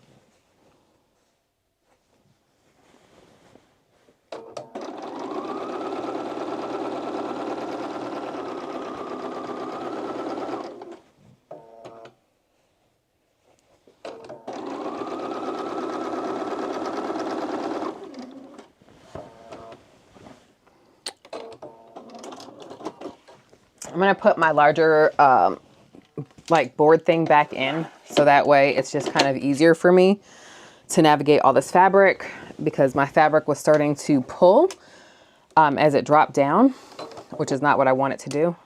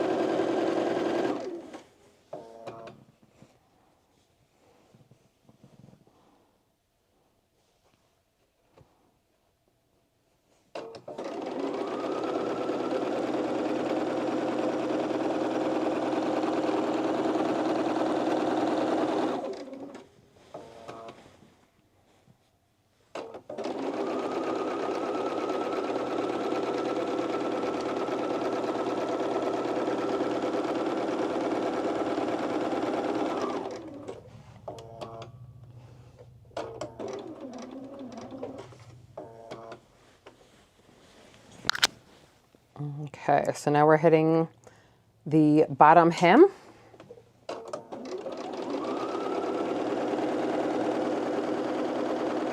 Now, I was originally going to do this as a like the curved hem, but I don't know if you all were here for this. Then, as I was cutting and I was adding length, because I did add length to this, it just was not in the cards for us. So we did not do a curved hem for this. This hem, and I can always go and like add a curved hem at this point in time as I'm sewing the lining pieces together and everything like that. But I'm not going to. This is going to be fine as it is.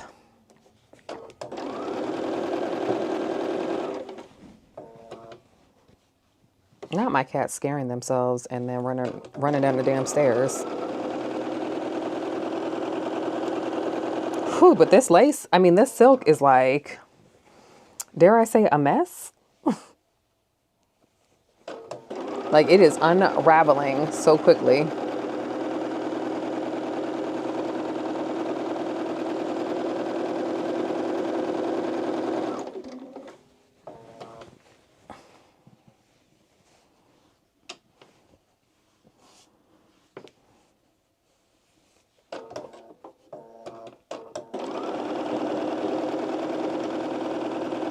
So some of the important things that I'm being mindful of as I'm sewing this lining to this main fabric is making sure that my seams line up together.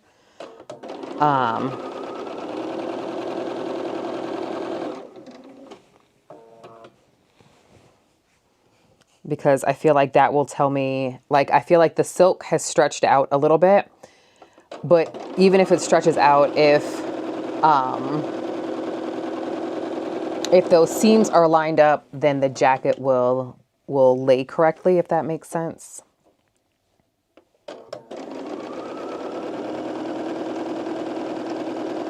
Like, even if the silk has betrayed me, Even though I don't necessarily know if I feel betrayed by the silk, you know, whatever. Silk is going to be silk.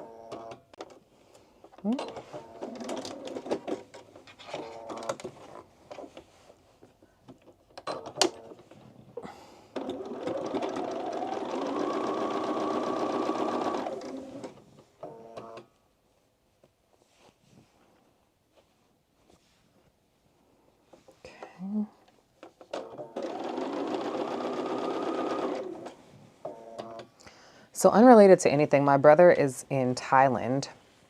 And it's funny because since he's been in Thailand, I've talked more to him than I have when he's normally in the States. Which honestly, I really have been enjoying. If you're like, oh, you have a brother. Yes, I have an older brother. And I do also have an older sister.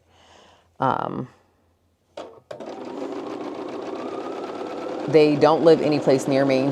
So we don't, you know, we don't get to talk. I mean, get to see each other often.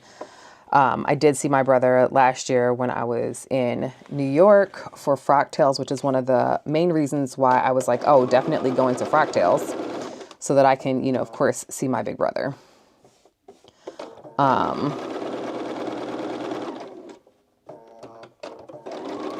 But he's there. He's a Muay Thai instructor.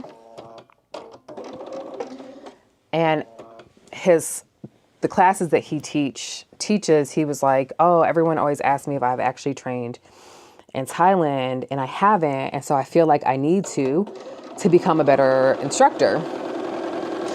You know, of course, I'm like, I love this for you. Fantastic. I love that, right? 100% support. Great. My brother is, I wouldn't call him an extremist, but a little bit.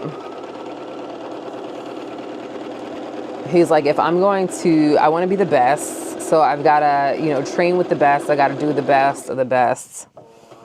So in that sense, he's a little on the more extreme side. Whereas I'm on the, this is good enough side. No, I'm just joking.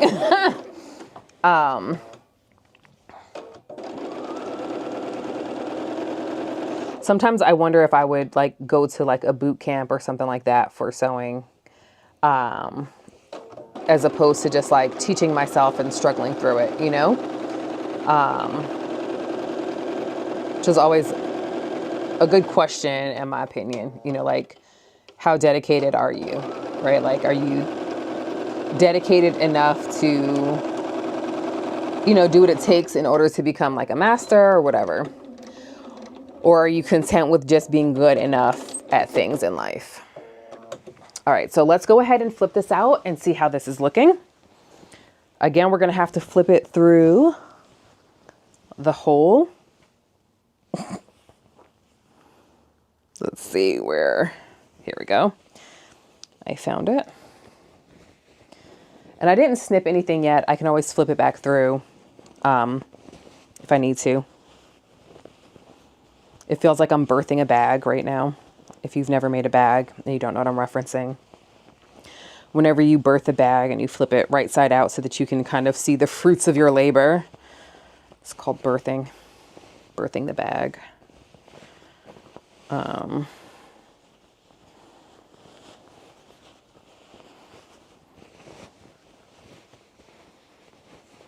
I'm wondering, should I have left that hole a little bit bigger? But it's fine.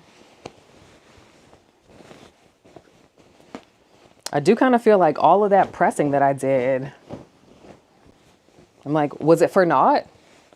Did I not need it?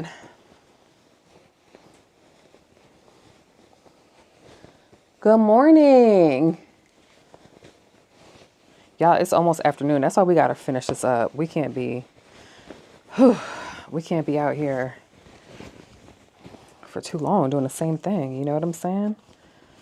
Okay, let's see.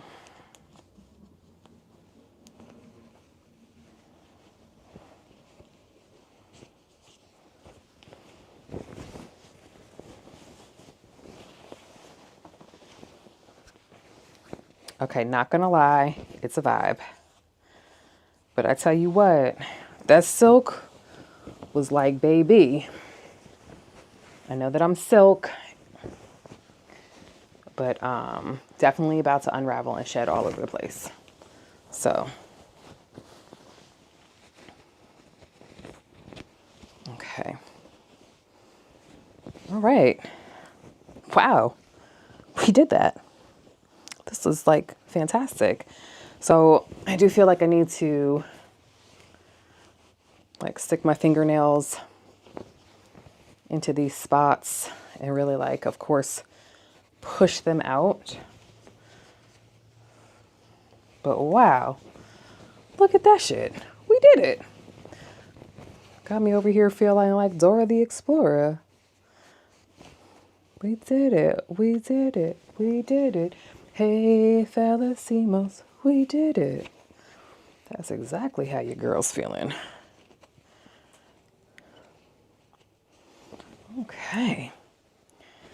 Let's see. Wow. Wowzers. Okay. So, I am going to try it on. I'm going to try it on. Oh, did not push the sleeve through this one. I'm not going to lie. It's a little snug in my arm area, just in my upper bicep area. But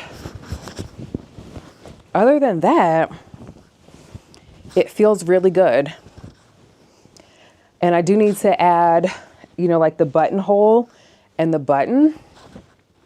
And then I need to, of course, get my sleeves together. But wow, this is like, we did that.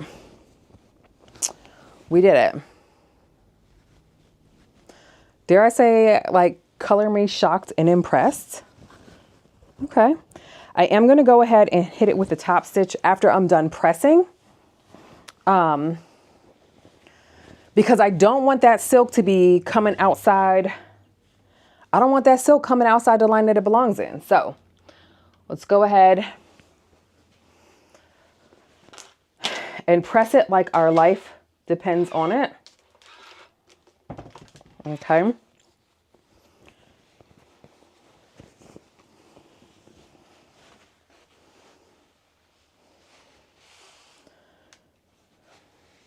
And then we'll top stitch.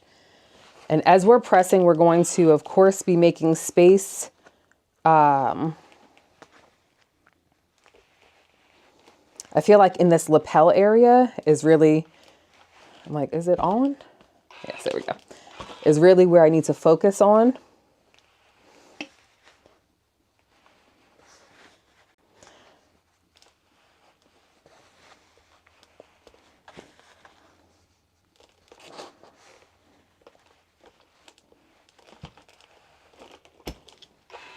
Yeah. And we will hit this with a good top stitch.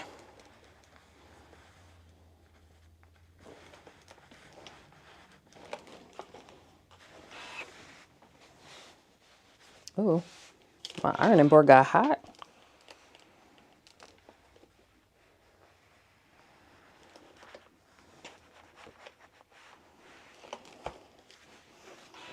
Okay.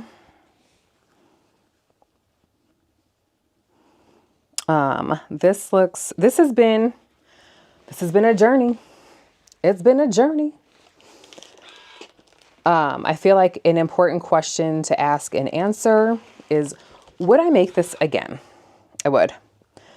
I loved how the welt pockets came together. I'm interested to see how the regular length looks on me. For those who were not here at the beginning, when I cut the fabric, I did go ahead and add 2 inches of length to it. And I'm going to put on the skirt so that you guys can kind of get a feel for the look that I am going for. I do also need to pull out my button. My button is going to have to be hand sewn because it's a shank button. But yeah, I would make this again. I really like how it turned out. Granted, I did not fully understand how we were supposed to put the sleeves in first and then flip it and reverse it, you know? I was just like, this is not giving the Uno reverse that I need for it to give. So, you know? But even that, I'm not mad at, right? Because there's always Even though this is actually a very cryptic saying, there's multiple ways to skin a cat, right? So just because that was the way that they put into the tutorial doesn't mean that that's the only way to, of course, make this blazer kind of pop the way that it is and add the lining.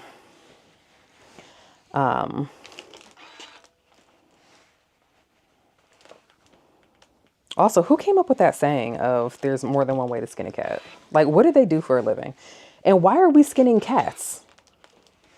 You know, I've got a lot of questions surrounding that saying.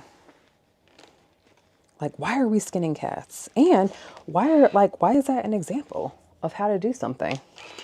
How often were you skinning cats to come up with this saying?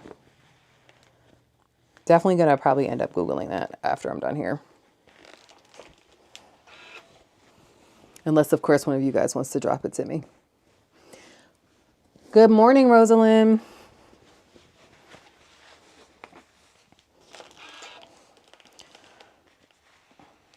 I feel like I've never pressed something so much in my life. Okay, so now she's ready for her top stitch as well as for us to go ahead. I'm gonna go ahead and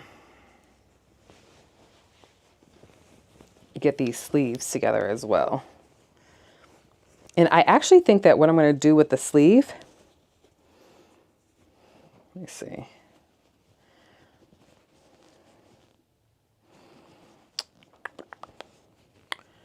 Because my, I'm gonna put it wrong side out to do our sleeve option.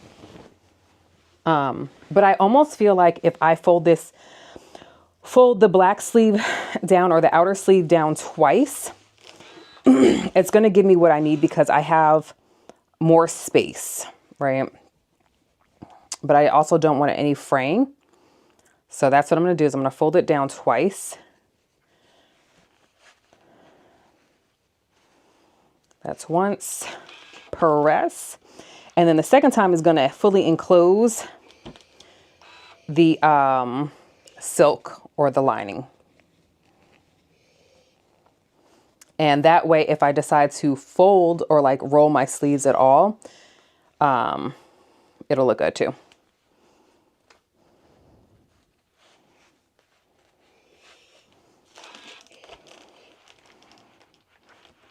And so this is what the sleeves will look like on the inside, which I feel like looks nice and neat.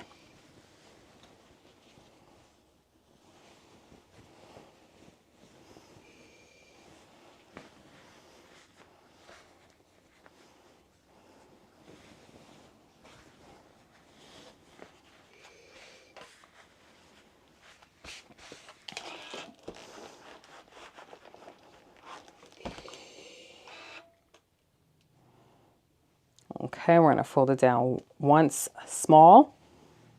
So like about 1/4 of an inch-ish, 1/4 to 1/2 of an inch press. And then we're gonna fold it down one more time to give us the finish.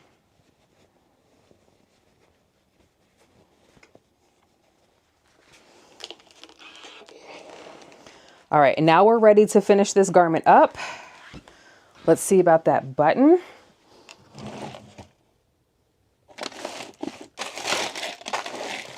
I'm like, holy hole in a donut, Batman. Where are my buttons? Here they go. So let me show you guys these buttons.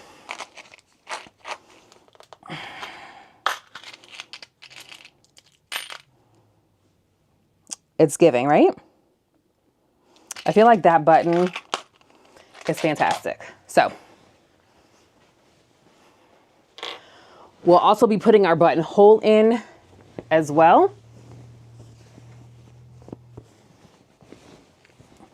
And of course, the top stitch, I'm going to be moving my needle place over as well as increasing my stitch length.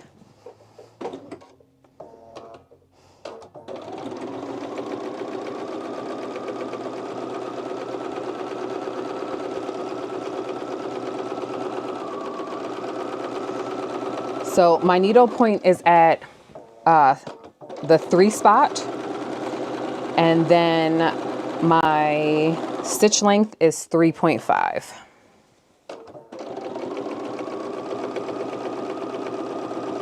And I actually think that I'm going to move my put my needle position over, because I felt like I had to move my garment over to line it up the way that I wanted it to be lined up.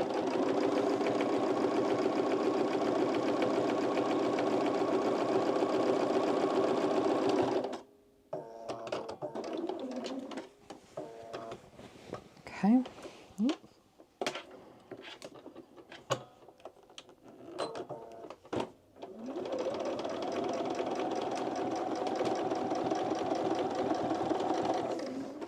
And so for this top stitch, I am not top stitching the collar. I'm top stitching around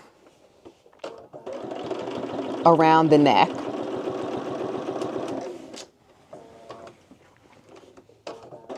I feel like the moment passed for me to top stitch the collar, so we're just gonna let that moment continue to pass us by.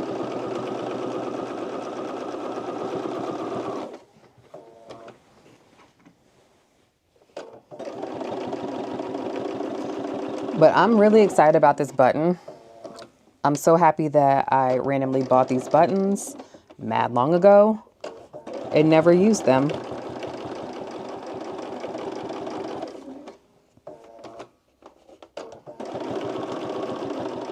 It's like that Snoop Dogg moment. Like, I want to give a shout out to me for possibly being a little hoardery, buying things I didn't necessarily need in the moment, thinking about the future, you know?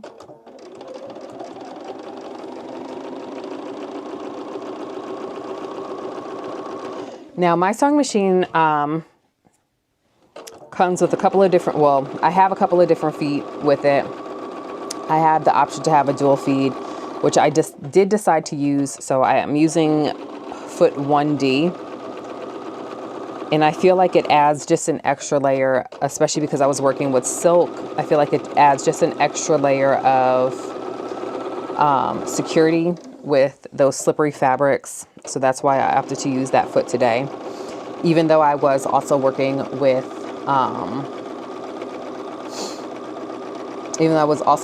cotton.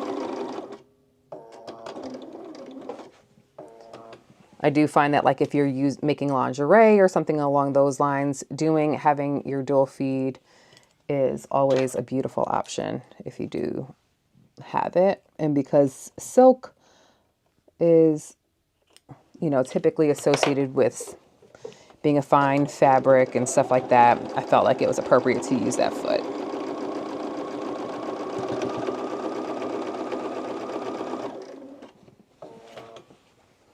The first time that I ever actually used this foot, I was like, oh man, there's something wrong with my machine, because like it's eating my fabric. Y'all, I didn't have the damn thing set up right.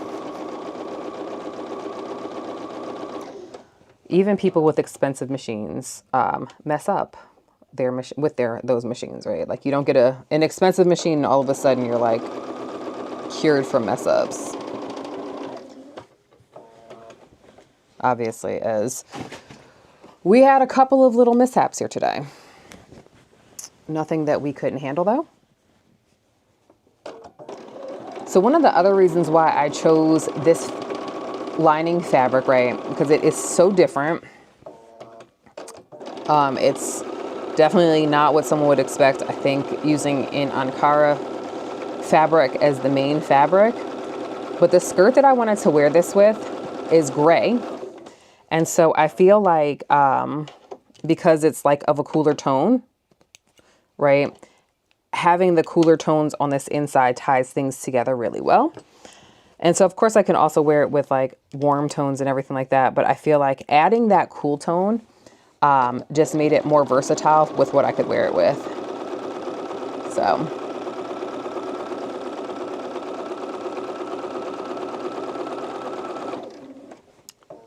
And if you've just joined and you're like, why aren't we sitting with you? It's because I have you guys plugged in. I tried to use, because my Bernina actually does have a USB in it, but it won't charge, y'all. I'm like, what is the point? JK. Just joking, Brenda. I know what the point is. It's so that I can update your software as well as get some embroidery designs up on here. The girl did not do the best job pressing out this bottom area. So now I'm just going to kind of use my fingers to get it to where I want it to be.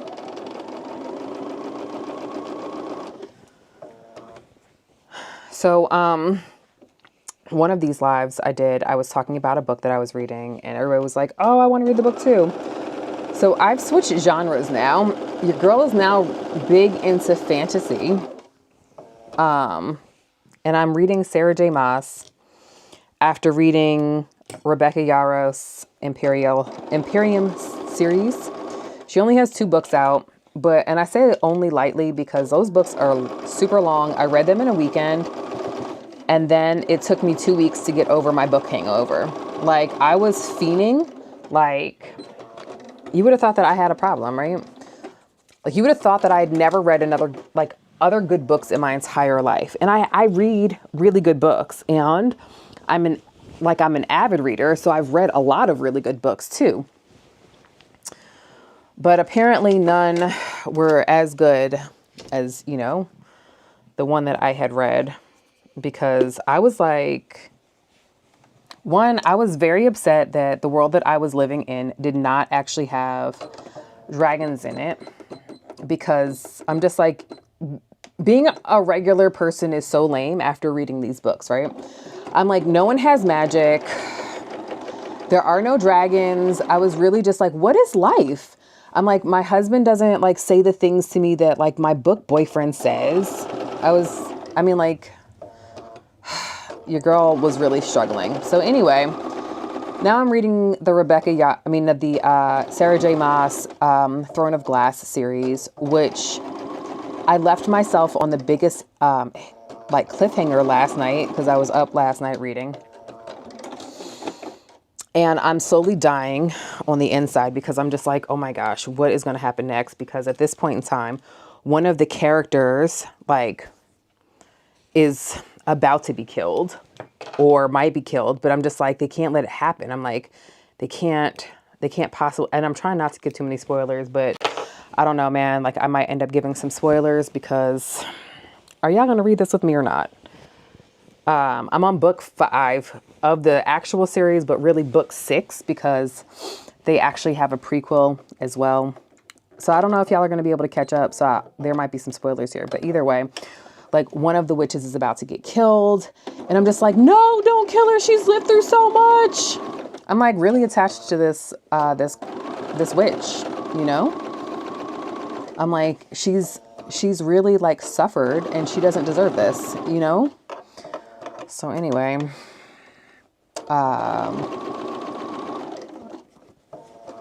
and I left myself on the most epic cliffhanger. I'm surprised that I even did this live as opposed to sitting down and reading and catching up. So take that as I love you guys a lot, because I could be reading a book right now. No, I'm just joking. I mean, I could be, but also I do love you guys a lot. So I just switched feet. We're going to go ahead and put in our buttonhole for our button. And so say a prayer that I actually get around to actually sewing that buttonhole on, because I'm about to end this live after we get the buttonhole on here. But I got to first figure out where I want the buttonhole to go. Let's see. Let's try it back on. Oh, you got a kitten? Oh, that's cute. Oh, so there's Milkshake and Oreo. Okay, so I feel like this is where we are, right? So I would naturally put a buttonhole here, but the buttonhole would go here. Okay. here. I'm like, we're in this vicinity. It was probably Milkshake walking through. I have Milkshake and Oreo. Okay.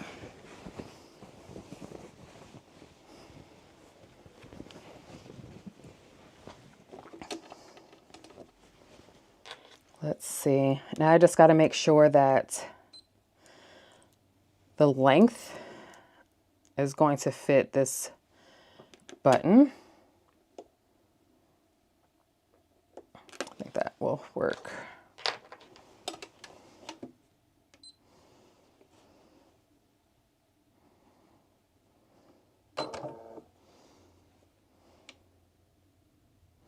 Oh, or should I go up and down? I should probably be up and down.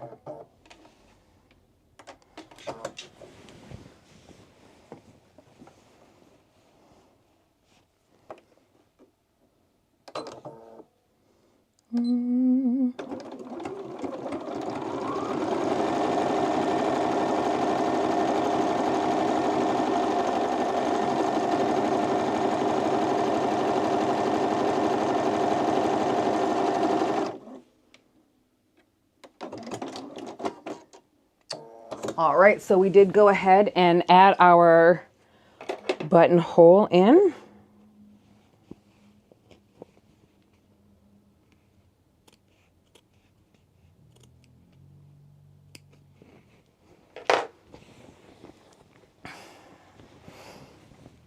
I'm gonna go ahead and press everything out one more time. I feel like my Welt pockets got unpressed. And y'all know I worked hard on these Welt pockets.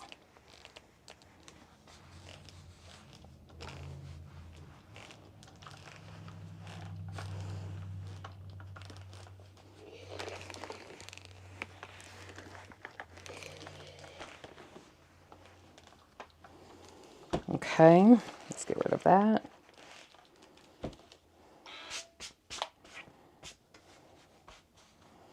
All right, and now let's go ahead and just also press this other side of the Welt pocket.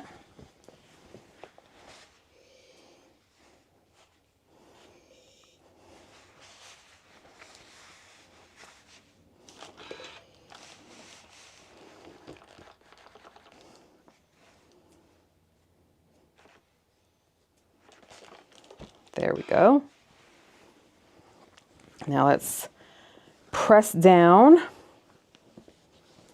like our lapels and stuff. I really do wish that I'd had enough fabric to properly like do this, but alas, we are here. Just see.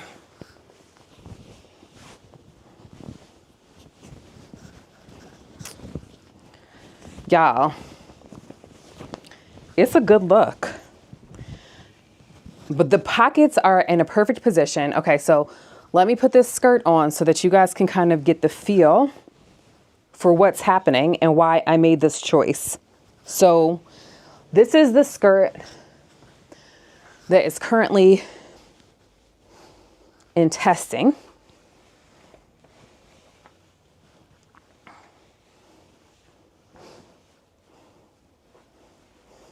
And so I was just like, oh, I feel like this is like a cute look, right? So we've got the blazer, we've got the skirt. Let me lower this so that you guys can get the full effect for what was going on here and why we chose this internal fabric the way that I did. So this is the look that I was going for. And I feel like it was accomplished. So this is it. Thank you so much for joining me live. This was super fun. It took a little bit longer than I anticipated. We did have a couple of hiccups that we navigated through. but I am in love. And so I would absolutely recommend making the Kirby Blazer. If you had trouble with putting those sleeves in the way that the directions said so, make sure that you go ahead and find a technique that works for you. You don't have to follow everything. Remember that pattern pieces as well as directions are just suggestions. You as the sewist, you guys get to choose exactly how you want it to be. But I will check you all next time. Don't forget to drop in here different suggestions for the things that you would actually like to see me sew live on here. If you have questions, if there's things that you would really like to hear Julie and I talk about on our podcast, also feel more than free to drop that here as well. Definitely look forward to seeing your suggestions and what you have to offer. Until next time, thanks so much for joining me.